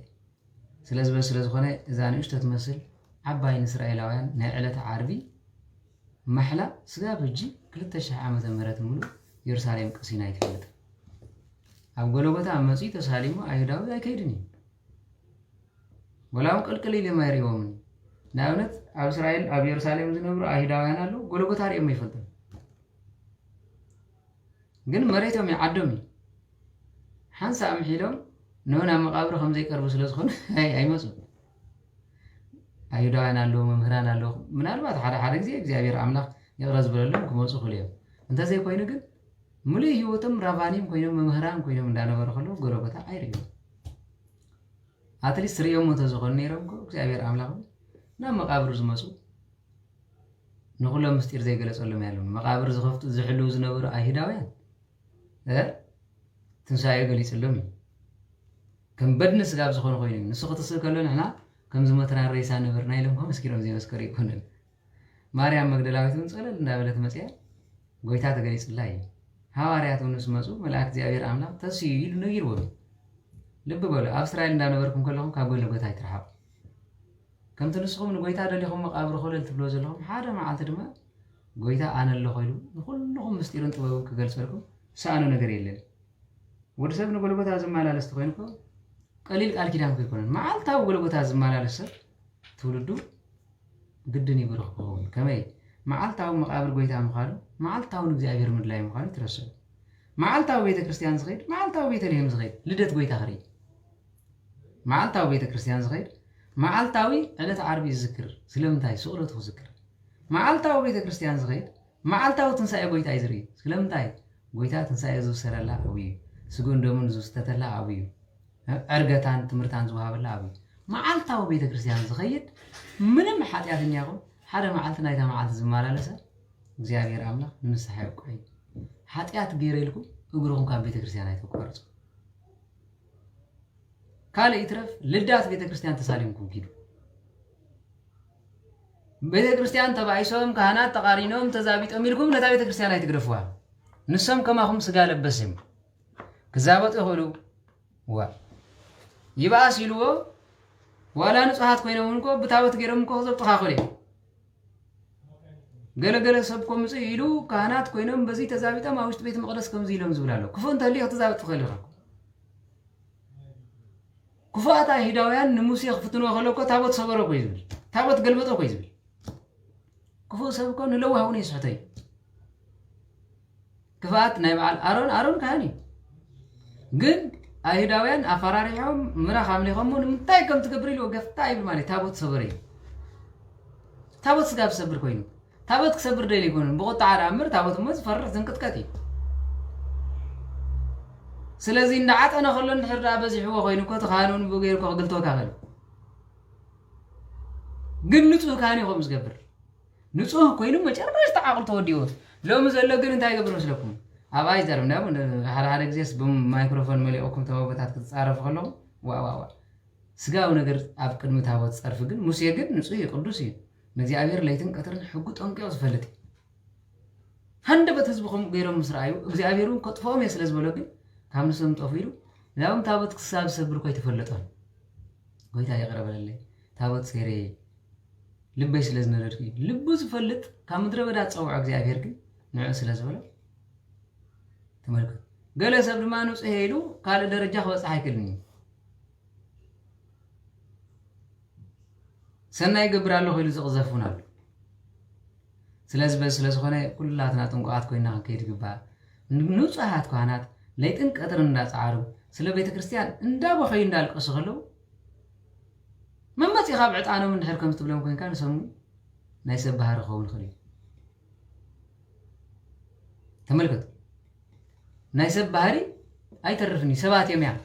بمنفسهم تقطع عمل نعو خطر وين دخل خلوا نزين كريستوس ونبقى حال عليك زي نو بيت እግዚአብሔር ክትባሃል ያዝብል ንሳትኩም ግን በሓቲ ኖ ጓሃላት ትገብርክማ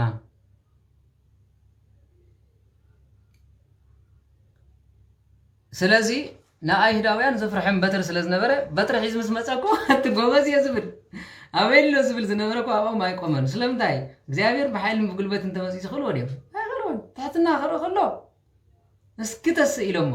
ተስኢ በትር ሒዝ መጽኸለ ግን አቅዱ ይዝቆመ የለን ማለት ስለዚህ እንታይ ያብለኩም ደለ እግዚአብሔር አምላኽ ይምሐረና ብረሌት ኸአኸልና በቃል ኪዳን ያቀበና ቀሊል ነገር አይኮነን ስለዚህ ብትዕግስቱ ተሓልፎ ህይወት ግን ገዝሚ ይኾነካ እዩ ማለት ገዝሚ ይኾነካ እዩ ስለዚህ ዕጉሳት ክንኹም ሙሴ ብፍላይ ቦታትና ኻና ዕጉሳት ኩን ዝናትና ትውልዲ በጣም ፈታኒ ምሕረት ይውርድ ለንቅነ ብዚ ሚዲያ ክሪዮ ከለኹ መሰንጀር ይደውልሞ ዋይ ተሸገረ ዝኸውን ይልከ እይ ታዲያ ብለስ ይብል ጃን እንታይ ዝብል ኣነ ለሚደየ ነተም ህዝቢ ዘሰንብ ደምር ኣነ ለሚደየ እንዳም እግዚአብሔር አምላኽ ግዲ ገለ ደረጃ እስከብጽሕና ደሊ ኮይኑሲ ግርም ይዝብለኒ ማለት እንጂ አንመንም ጀሚሮም ተልጉን ነበቀሽ ተስፋይ እንደደው ይለው አታረኹስ ካህን ይብሎ ዋ አይ መጨረሻ ንኻንከ ሩኹስ ካህን ከይባሃል አንተ ኤፍሬም በጃኻ በስማም እንታይ ለንታ ንገብሮ እንታ ስጋብ ዝብሉ ወጽሕ ከም ኣኽብሩ ከለው በቀሺ እግዚአብሔር አምላኽ ይገስጽካ በልዎ ከምኡ በልዎ ካብኡ እንድሃር ልሳኑን ኣፉን ተዓፂው ተመሪሕ ንገዛኹም ክመጽእ ዝሓውና ሕጂ ዝዛረብ ፀርሐ እግዚአብሔርን ምሕረት ይግበረሉ እምበር ሓደ መዓልቲ እንዳበኸ ክመጽእ ኽእል መምህር ግርማ ክምሩ ከለው ሓደ ትዝ ዝበለኒ ኣሎ ሰይጣን ውፃእ 7 ግዜ ኦይልካ ውፃእ ገለመለ እንዳወሪ ይላገጽሎም ነይሮም መምህር ግርማ ማለት ክዛረቡ ከሎ ከለው ሰማዕኩም ማለት ድሕሪ ክንደይ ዓመት ግን ደቆም ብኣፎም ተለጉሞም ሒዞም መምናቆም መጽእ ደቀ ሓሚመ ከምዚ ኢለ ዋሳር ኣምዚ ትብላይ ነበርክ ይቕረበለለ ንትውልዶም ለጉሞም ማለት እንጂ ኸ እንታይ ያኽለኩም ደለ ኣብዚ ግዜ እንታይ ዝበሃል ስደትኩም ሲ ሰናይ ተማሃሩ ትምህርት ዘይድልየኩም ትኾይኑ ካብ ሓጢያት ትውስኹ ግደፍዎ እምበር እቶም ኣብ ሚድያ ዝጽሕፉ ስለና ዛረብ ዘለኩም ሰብ ንመርገም ዝተመርጹ ኮይኑ ንመርገም ንኽፍኣት ንመስቀል ዝንዕቁ ንእግዚአብሔር ዘቃልሉ ንታቦት ዘቃልሉ ንንዋያተ ቅዱሳት ዘቃልሉ ነቲ ስራሕ እግዚአብሔር አምላኽ ምስ ስራሕ ከማሳስሎ ዝደልዩ ካብ ማህፀና ድዮም ንመርገምን ንኽፍኣትን ተጸውዑ እምበርከስ ንፍዓት ተዝኾኑ ነይሮም ብርታዓት ተዝኾኑ ነይሮም ብቤተ ክርስቲያን ዝቆርቆሩ ተዝኾኑ ነይሮም ኣብዚኣ ንስኻትኩም እንዳደወልኩም ንሰም ክድውሉ ዘይክእሉ ለዲ ምእመናን ከይዶም ብዓይኖም እንዳርኣዩ ንሶም ኣገልገልቲ ቤተ ክርስቲያን ኮይኖም ክርእዩ ዝኽልክሎም ነገር ኣሎ ዲ የለን ኣብዛ ቲክቶክ ኣለኹ ከኣቲ ዝኽልክሎ ነገር ኣሎ የለን ስለዚ ሓጣንኒ ተነግሩ እማይፀነ እሞሙ ሓጣኑን ካብ ማህፀና ድዮም ንኽፍኣት ዝብሎ ዲ ይብል ቅዱስ ዳዊት ስለዚ እዚ ስለ ዝኾነ በቲ ሓጣን ከም ዝብሎ በቲ ጻድቃን ዝብለሉ ስለዚ እግዚአብሔር አምላኽ ካብዚ ሰውረናን ይምሐረናን እንተ ንዓና ዶ ዋይ ተመስገን ምክንያቱ ኣነ እኳ በዚ ሓደ እንታይ ዝብላለ እንታይ ዝበለ ወዲ ሓፍተይ ፌመስ ኮይነ ኢልኒ ተበልኮስ ወዲ ሓውት ወድን ኤፍሬም ዲኻ ከምዚ ኢሎምኒ ሕጂ ዳ ፌመስ ኮይነ ኣለኹ ማለት ኣነ እውን ኢሉ ሕጂ ኣነ እንታይ ኣብለኩም ደለ ካብ ንእሽተኹም ስጋብ ዓብይኹም ኳስ ብኣይ ምዝራብኩም ደስ እዩ ዝብለኒ ማለት እዩ ደስ ይብለኒ ዋላ ካህናት ብኣይ ምስባኽኩም ዋላ ክፉእ ምስባኽኩም ኣዝዩ ደስ ይብለኒ ዋ ተመስገን እዚ ክርስቶስ ኣምላኽና ሲ ስሙ ክንፅውዕ ምስ ጀመርናስ ምስ ስሙ ከኣብቲ ቤተ ክርስቲያን ከዓ ንሕና ክንፅዋዕ ጀሚርና ማለት እንተ ብሕማቕ እንተ ብፅቡቕ ክርስቶስ እንታይ ይበሃል ኣሎ ይስበኽ ኣሎ ኢሉ እንተ ብሕማቕ እንተ ብፅቡቕ ንዓይ ከዓ እንተ ብሕማቕ ብፅቡቕ ስመይ ከየልዓልኩም ኣይተውዕሉን ኢኹም ዕድለኛ እየ ኣቤት መታደል በቲያ ተኸርካ ኤፍሬም በቲያ ተኸርካ ኤፍሬም በቲያ ተኸርካ ኤፍሬም ኣቤት ማፀን ዝወለደት ኣነ ስዛ ደይሲ ቁሩብ ቅኒ ኢላ ከይትኸውን ዝነበረት ምዃና ይምሕደርኩም ማንካ ቆይ እግዚኣብሔር ምስ ፈሊጠ ኸውነ ቀዲሙ ወሲዶ يقرمني مالتي إذناتنا حزبي بحق نو يتأم ما أرلا أدق زين بلو قستار يقولوا قدسانا بتاعنا نادقي قستر تاريخ كايم بر معرف كاي تعمل كم زبال إذناتنا تولدي قدسنا أي سامعي بتاع مزحزن تولدي مؤمن يكون زي مؤمن أنقرفوا ولا تتعرفوا وعشت أملاك يقرب اللي تاجروا سدتهم يأخلوا مساكين من سيادكم إلهم قال من أنا فسي ما يحزلهم سلام انتهي مسلكم من مهيروهم من معيدوهم من أرديوهم ولا تمرت سنبتكم انت بلو فسي ما يحزلهم من أحزلهم من زي مسئلك أنهم سمع مهاران تقبروا باكو مقرفهم كم انت بلو زيهم صبغالو خما يتبلوني نتا تمرتي سنبت بعلم يمسرت واخانات دياقونات مچم تمرت سنبت جمره يبلكم بعلم يمصو مزمور بعلم يقبروا مصحفت بعلم يترجموا ابزي كريو خلو خبز اسرائيلكم لا تكل هيمانوت يالو እንደ አሁን አክልተ ተመቀዩ ማለት እንደ መድሃኒ ዓለም አለው እቶም መጽሐፍ ዝትርጉሙ ሁሉም ትምርት ሰንበት ካናት አይኮኑ ነቲ መጽሐፍ ይጥዕም ኢሎም ዝትርጉሙ ንሰመም ዳሃር ድማ ካብ ቋንቋ ዓረብ ካብ ቋንቋ አምሓርኛ ናብ ትግርኛ ነቲ ፊልም ዝትርጉሙ ካ ንሰመም ንምንታይ ንምግባር እንታይ ልኩምኒ ነቲ ምእምን ናብ ክርስትና ንጽዋዕ كلتا سلسته زخونو اب نفسه كف بيت كريستيان كوم زو صعر له زي منفعتي ابوتاتنا ግን كوم زي تصعر انتاكم نت مؤمنسي بزحف قالاتنا ابنت كندي مرغيታት አለዎም ነቲ ቋንቋ ግዝ ናብ ትግርኛ ክትርጉሞ ዘይትخلو ስለምታይ ስራሕ ይብልኩም ወላ ድማ ትህኪት አለኩም በተኻላይ ድማ ሰይጣን ኢድኩምን እግርኩምን አሲሩ ወይ ጸጋኹም ወሲሉ ፍላይ مرغيታት دهري نيشت تتزاري باقن زي كوي فلتن زي اي مهرنيل نخفاتي تسمالي وي املاها معاركم سلازي زي سيترفكم ابتاتنا لو مسي اكل نسخاتكم صراحه قدفو نحنا ورق خنسلمكم نسخاتكم صراحه قدفو نسخهم حممان فوز نحنا 10 غيرنا نكفلكم تيلكا انا خميس فلت اتخال صرحو قديف انت زغوي نيرو እግዚአብሔር ከነዑ እንዳራይሞ ስራሕም እንዳገበሩ ደቅ እንዲዝዕብ ዘለይሉ ትመእምን እንኳን እንደንስኮይን እንዚስ ዝህዝብናትና ማለት ካክንደይ ነም ደኸይመ መጽዮም ደው ኢሎም ሓዲሮም ኢሉ ገንዘብ ወቲፍ ዝኸይዲ ማለት ጉቡ ዝህብ ህዝቢ ማለት እቲ ህዝቢ ጉቡ ካይዝበካ አስብኻ ዝኸፍል ህዝቢ መጽሐፍ ድማ ዝብል ነቲ ዘገልገለ አስቡ ይግቦይ ይብል አስቡ ይግቦይ ስለዚህ አምላኽ ድማ ንዝሓርስ ብዕራይ አፊ ትዕጾ ይብል ሓቀል ይሓርስ ስለዘሉ خلع ይግቦይ نزغلغل كا እግዚአብሔር አምላኽ አስቢ ወይ ዩቲዩብ ሸይጤ ይخبل ልካ ንሃይማኖት ክሸይጥ ትኽእል ንክርስቶስ ክሸይጥ ትኽእል ንመእመናን ከተዳናገር ትኽእል ይመስለካ ምር ተና ዩቲዩብ ገንዘብ ኳይ ተሰርሐለን ዘም ኩሎም ዩቲዩበራት አሉ እዚ ሰርሑ ገሊኦም ሰብ ምክፋ ገሊኦም ከም ዝምግባር ግን ኣብ ህይወቶም ኣብ ሰርሖም እንታይ ህይወት ኣምጥዮም ተልኩም ነው ዋ ለው ነዞም ቆልዑን ሓመም አልና ሕማቅ ኣለኹ እንታይ ከም ዝብላ ይርድእን ገለ ክብሉ ትሪኦም እንተበዚሕ ድማ ናብ ሕማቅ ከወድቁ ያኻትሪዮም ስለዚህ እግዚአብሔር አምላኽ ይምሓረና ነቲ ህዝብናሲ በሓቂ ምሕረት ዘድልየዩ ፈቲሕካ ናብ ናጽነቱ ክመጽእ ዘድልየዩ ስለዚህ ሓደራ እኖ እቲ ሚድያ እንተ ትርከብዎ ጽቡቕ ኢቶም ካህናት ዲያቆናት ኮይንኩም ኮሙ ካብ ንክፋእ መምጻእ ኣብዛ ሚድያ ዝጽዕር ሓደ ዲያቆን አማኑኤል የርየ ካልኦት እንተሃሊኹም በጃውን ርየኩም ማለት ንጎ ተስዩ ሰላም ለማርያም ይብል ወጮት ውዳሴ ማርያም ይብጽሕ ናግብር ገረገለኻ ዝሕግዙ ይሰአን ንኾኑ አይሰአን ካሊ ይትረፍ ንሱ ብዛዕባ ዝኾነ ሰብ አይዛረብኒ ኣብ ሰዓት እዚ ማለት ወላ ንኻናት አይነቅፍን ይብስ ቅድም ይመር እጂ ነቅፍን ስለምንታይ በቃ ሰይለ ምጽላይ ሕሸን ኢሉ መሪጽኹ ጽቡቕ ምርጫ እዩ በተሓረ ዓጋግ መባል ኳ ጽቡቕ ትኾነ ግን ጽቡቕ ምርጫ እዩ ስለዚህ በዚህ ኮይኑ በቲ ግን ከምቱናቱ ክትገብሩ ዘይከኣልኩም ስለምንታይ ከምቱናቱ ክትገብሩ ወይ ድማ ንዓይን ድሕሪ ትጸልኡ ኮይንኩም ነዛ ሚድያ ከምጠጥ ኢሎም ናባኹም መታን ክመፁ ሰቢርኩም ሚዒድኩም ዘይተምጽኦም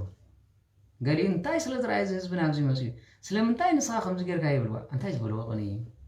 ከይዶም ጽምበር ኣነ እርግፀኛ ንስኹም ስብከት ተጀሚርኩም ኩሉ ሰብ ናብዚ ክመፅእ ናብዚኣ ትኽእል ክመፅእ ስለምታይ ቅንእ ምዃና ተዛረበኩም ፈሊጡ خلا ይደኽነ ጽገልኩም ስለዚ ኣነኻ ዓቕልኹም ኣይጽበብኩም በሚድያ ጥራይ ዘይኮነ ክትቃለሱ ሲ ንኣሜሪካ ክመጽእ عادي ندي حسب نيره نعدي حسب نيره ليتن قترن عادي وسدني يبلني كوينو تريفو ግን نتعد فتنت ونسخاتكم ስለዝኾንኩም نتبعد زول حزب مسكين نيشت نغري املاخ زامني كوينو تريفو ግን እንታይ ዝብል ማለት زيرو زيرو انت بدك زلوني زفكر امريكا خمسه اوروبا خمسه نكندا خمسه አሁን ከይጽበኩ በዋንጭፍ ጥራህ ዘን ባስከ ይመስልኩም ሕቶን ተሊኩም ሪተን ተሊኩም ንቤተ ክርስቲያን ከመጻኩም እታዓቅም ዘሎ መጽ ይኽራዳ እታዓቅም ዘይብልህ አዱላ ሒዘ ክጸንሕ ማለት እጅብ ኮም ይተኾኑ እዚ ጥራህ አይኮነን ንሕና ስጋብ ህይወት ዘለና ንእግዚአብሔር አምላክ ክንመስክርን ክነገልግልን ኢና بحانت معات سبكت دما نزهزبو وزنبر عطفينا يونت محبر عداخينا يخابي اختداغمو كم زبهالا الرأي انت عليكم عاشيهم بفلاي ناعي ولا حانت ندحري تمرسين تخلو ولا خطرات عينو تخلو تمرتي بالكم نيعوكم ايكم اتحاقي مالتي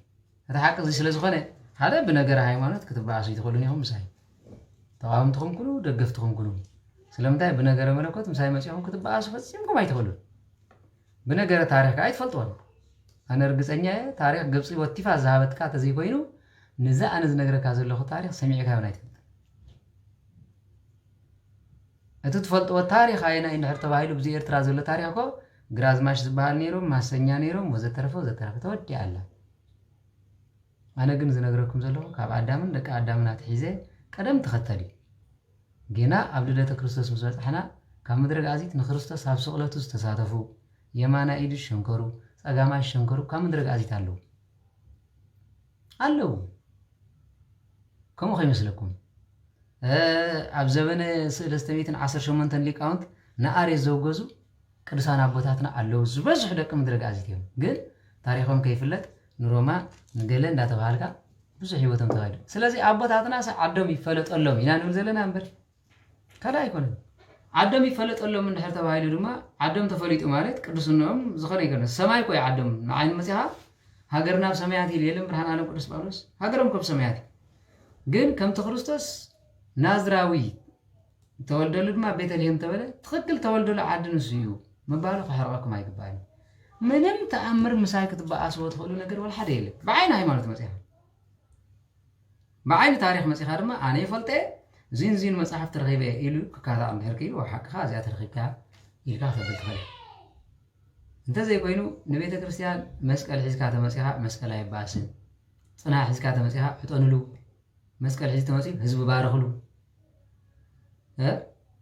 جزينا ينتخي الناس يحقسكم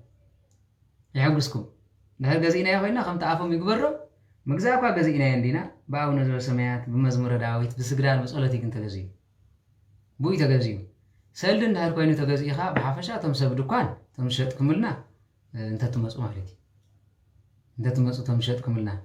كابا حليف جن نهر مسكال أنا خوينا تجزيس كتعوقس ندالس جباكم بنفس مكأنينت قبل بهم سلة حضر إمبر سيف جرادي حزنا يمسأنا مسكال صنهاي باستان تمسه جزينا أنت خلينا خم غيرنا بلعو بنت اسمه سلسلة بعلو بروح مخالي ترفني نو مسمع أو نزول سمعت يدقوا ملله بروح مخالي أي ترفني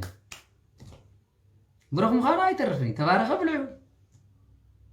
باستان تخينون أي بركتان عكيمنا جزينا بسان تغيرنا بلعو ما تجيب بلعدي زب أسكم زل أنا على رأيك تذكر من النجر أنا خم غيرو ويلن تحسه أنا هنعيك خلونني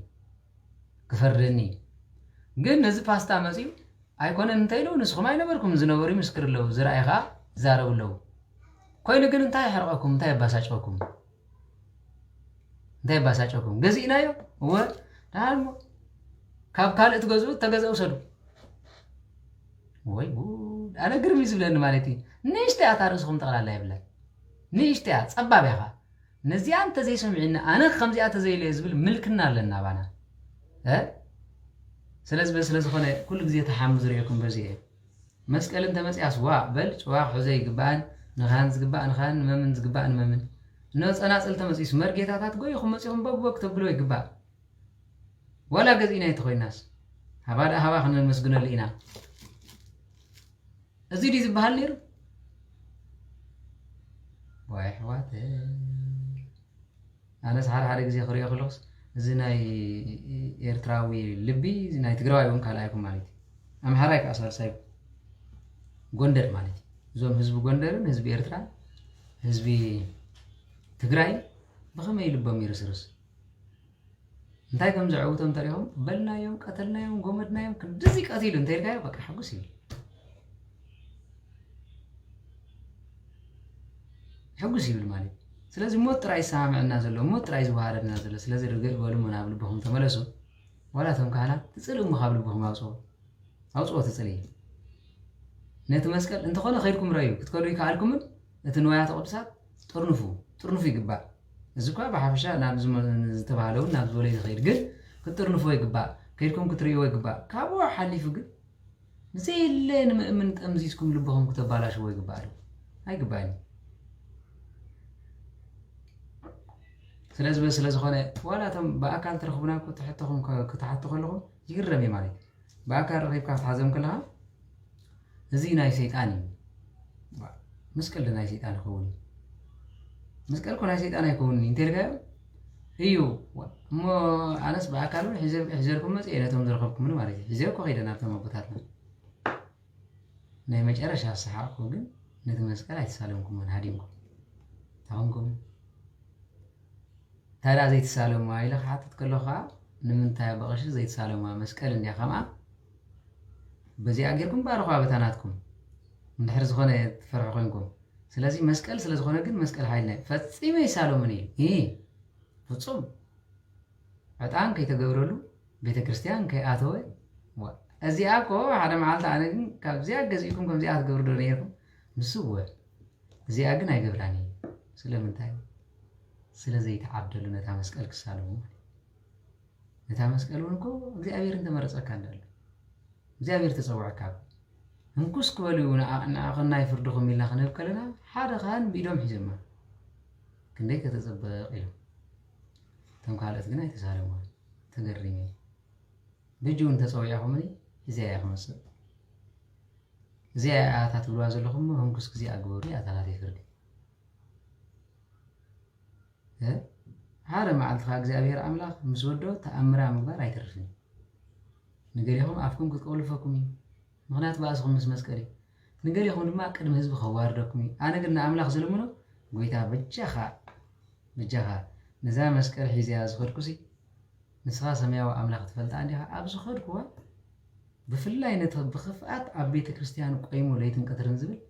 ኣብ ዓለም መምሃር ስጋብ ዝኸውን በዛ መስቀልካ ተአምርካ ግለጽ مسيكون عفون يدون أجرم كل اسم ما يزبل ماني لكو خيبة يزبل شعو وتفتحوا نسخهم ماني نسوت راح زيكون ما نتم بتعلي تزعزل مالك كعكازو هلو شاش همشلون يزبل بلا مسقير كالف ددهم سلامتاي نعقدكم من مسكال سلازقوني نتم أمينهم زمصخات ولدهم نزل عالم باركون قدسون قال يوم زيانا يميتاچن ቅድስት ድንግል ማርያም ተዋበት መስቀል ያንልከና ቅድስት ድንግል ማርያም መስቀል ዝባል ሂባ ይተፈልጥን ካብለሁ ወይሎኮ ወይ አብገድላት ወይ አብገለ አንቢብና ይፈልጥን ክላውጭ ኃይለክ እዚ ዕውራ ፍልጦይ ዳሪድማ ሂባ ይተፈልጥ እንደ هو ቅዱስ ገብርኤል ከይብደ ወነ ባለባኖስ ይቦ ቅዱስ ሚካኤል ከይብደ ወይቦን አብነ ጨገ ዮሐንስ نعم نزر أبرك وزت رفيلهم يوم سوالي نمي بيتاچن كيتب ده أنتي قدلا ذهبتم مليء من ديو كيتب سنتي قدلا أجزء أرجع قا تازن برتا لبسي كنتيتا نتوما سنكاز ودين برخت فمكم بيلا كان مسكلي ترف تازن برتا عطاها هيبان كنريا خلنا رما صار عن حزامة ياها أبونا هابت ماريام نكاحت بلغلن نقدس بارتوس قرم زخنا مسئلة ملوكت مهارت تيبل أسمعت እግዚአብሔር አባይ ነባጀ ወርግስ ዘጋስ ጫኻ ትምካሕታ ሃበተይ ምዝገር ካን ጸላት ካብ ዝገር ካባረሩኝ ነዚ ግን ንመቤታችን ንመንዓ ግብፃውያን ዘይውጽኦ መጽሐፍ ስለዘየለ በዚህ ምጽኦም ድሕሪ ዋላ ፈተውት ዳይ ምሰሉም ኣይትህብንያ ኣብ ግብፅ እኮ መስቀል ካብ ሰማይ ተዋሂቡ ዝብል እኮ ኣይትረኽቡን ኢኹም ዋላ ካብ ቅዱሳን ምክንያቱ እዚ ዘይከውን ነገር ኢሎም ቀንጢጦም ኣውፅኦም እዩ ኣብ ገድላት ሃባና ጥራይ ዘሎ ስለዚ በቲሉ በቲ ግን ኣነ ዝገርመን ነገር ተሃልዩ ነታ ወላዲት ኣምላኽ ኳስ ክንደይ ተስተሓቅርዋ እዩ ዝርኢ ማለት ብስ ገብርኤል ህንካ እንዳበለን እመቤታችን ቅድስት ኣብ መጨረሻ እኮ መስቀል ኣይትሕዝም እኮ ይኹን ደሊ ንደቂ ኣንስትዮ መስቀል ስለዘይትሕዝ ካብ እመቤታችን ተዓብየላን እሞ መስቀል ኣይትሕዝን ኢሉኒ ዋይ ሓወይ ሕራይ ንቅዱስ ኤፍሬም ክደርስ ከሎ መስቀል ኣውፅያ ባረኸተ ይብል ከማይ ዝብል እንዲያውም ንቅዱስ ኤፍሬም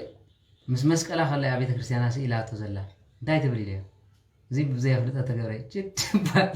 ኣና ግዜ ዝገርመን ነገር ተሃልዩ ነዚ ማለት እዩ ብዘይ ፍልጠት ተገብረ ቤተ ክርስቲያን ዝገበረቶ ስንስኻ ፈላጥ ክንካ ተፍርሶ እዚ ዓይነት ዕብዳን ፅልኢ ኣብ ወላዲት ኣምላኽ ዘለኩም ኣርሕቑ እግዚአብሔር ንእመቤታችን ቅድስት ድንግል ማርያም ብዘይካት ንመለኮቱ ዝግባእ ዘይሃባ ፀጋ የለ እንኳን ደንሱ ኮይኑ ካብዞም ንኣሽቱ ነዚኦም እንኳ ኣይተቃልልዎም ኢሉ ነቶም ንኣሽቱ ዝበሎም ስሙ ፅውዑ ክርስቲያን ግደፎ ሃዋርያት ግደፎ ዓበይቲ እንዲ ኖ ብክርስቶስ ዝኣምኑ እኳ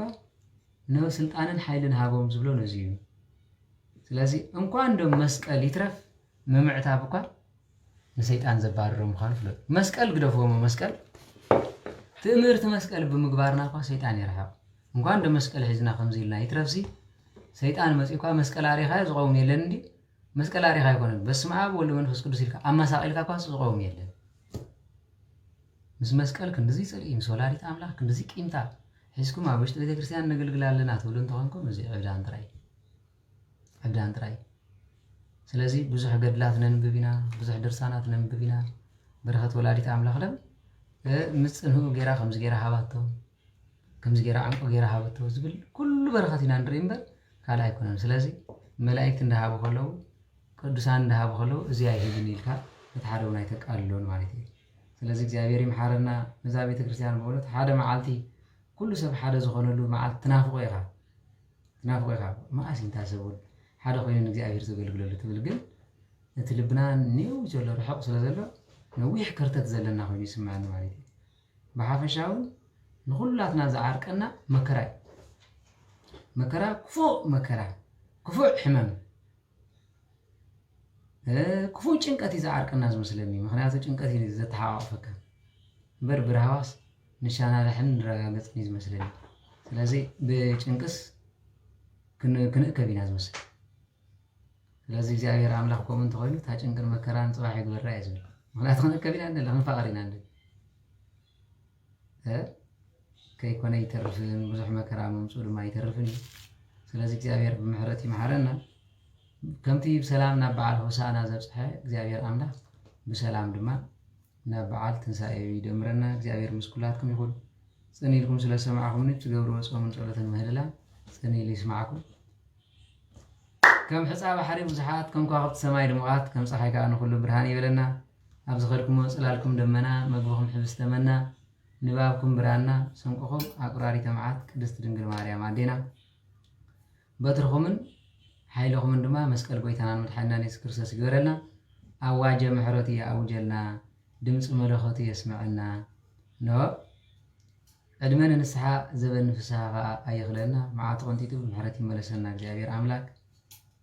ንሎሚ ኣብዚ ከኣኽለናዩ ኣሃውያ ኣንቱምኒ ተዝክርኒ በፀሎትኩም ከመይ ኣፈፅመና እግዚኣብሔር ሰናይ እግዚኣብሔር ዝጀመርናዮ ሃይማኖት ስጋ ፍፃሜ ከብፅሐና ንዓይ ንድኹም ሓውኹም ድማ ኣብታ ቅድስቲ ፀሎትኩም ዘክሩኒ እዚ ንሎሚ ኣብዚ ከኣኽለናዩ ኣሜን ኣቡነ ዘበሰማያት ቅዱስ ስምከ ትምጻእ መንግስትከ ወይኩን ፈቃድከ በከመ በሰማይ ከማሁ በምድር ሲሳይነ ዝበለትና ሃበኒ ሄድ ብለን ኣበሳነ ወጀጋይነ ከመ ንሕነኒ ሄድ ብለ ዝኣበሰለነ ኢታብአነ ጊዜ ውስጥ መልሱት አላ አድኅነነ ወባልሐነ እምኩሉ እኩይ እስመ ዚአከ ይእቲ መንግስት ኃይሎ ስብሐት ለዓለሙ ወለዓለም አሜን። በሰላም ቅዱስ ገብርኤል መልአክ ወእግዝእትየ ማርያም ሰላም ለኪ ድንግል በልናችሁ ወድንግል በስጋች እግዚአብሔር ጸወት ሰላም ለኪ ብሩክት አንቲ እምአንስት ወብሩክ ፍሬ ከርስኪ ተፈሥሒ ፍሥሕት ማርያም ለተጸጋ እግዚአብሔር ምስለኪ ሰዓሊ ወጸልይ ምህረት በእንቲአነ ሀበ ፍቅር ወልድኪ ኢየሱስ ክርስቶስ ከመ ይስረይ ለነ ኃጣውኢነ ተማይጸነ ብኪ አሜን።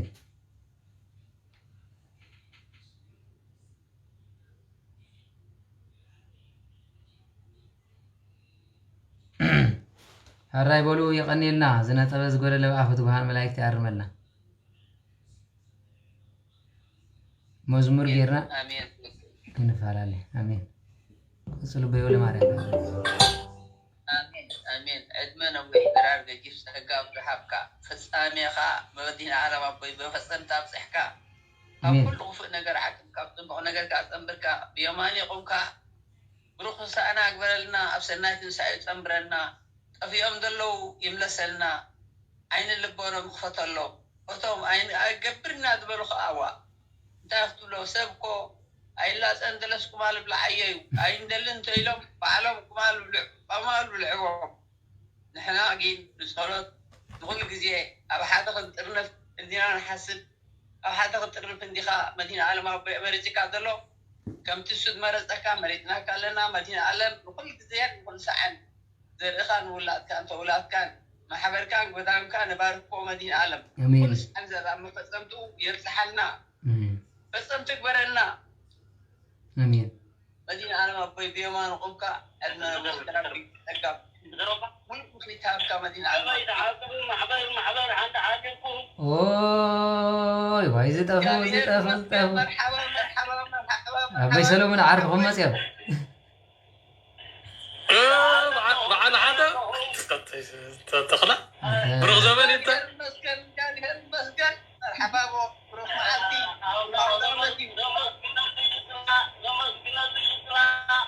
امين امين امين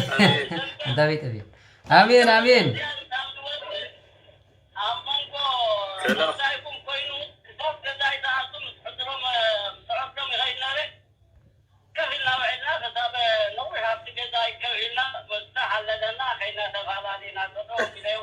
ايه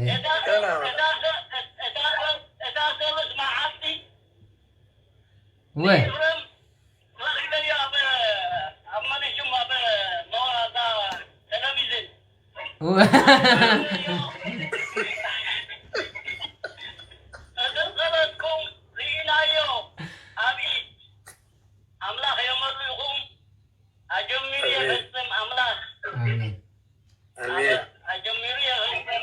امين امين على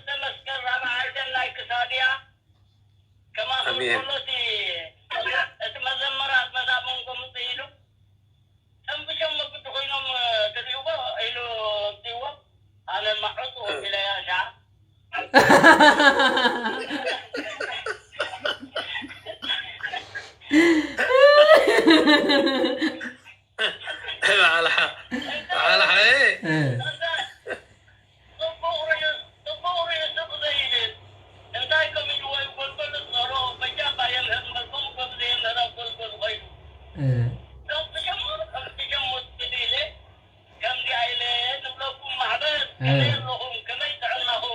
املاح مسجد املاح مسجد زابير مسجد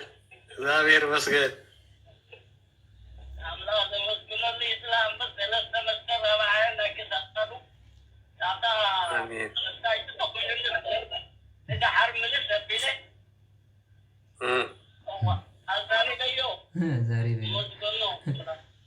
بقولوا እግዚአብሔር ምሳኹም ይኹን ጠሂኩም እንዲኹም አበይ ንጉሰይ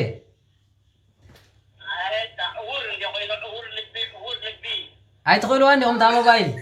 አይከኣልኩማን አይከኣልኩማን እንዲኹም ታ ሞባይል ይካል ፍቃድ እዩ أبي سلام أبي نقسم قال حمد أخو قال هيكم أسمعنا تغلوا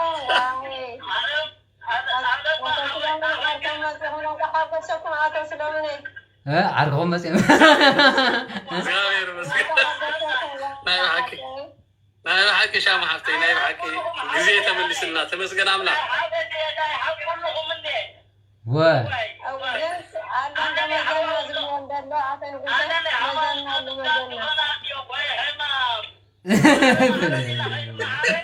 مين بسمع عمر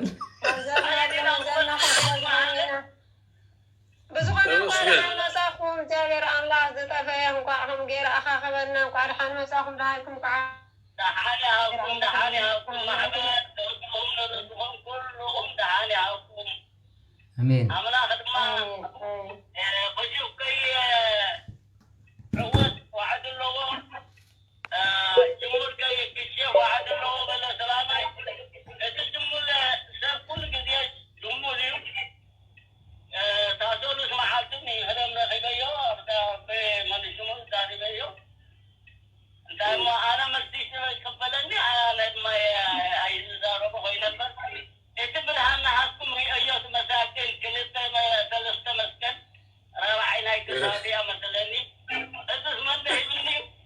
رايل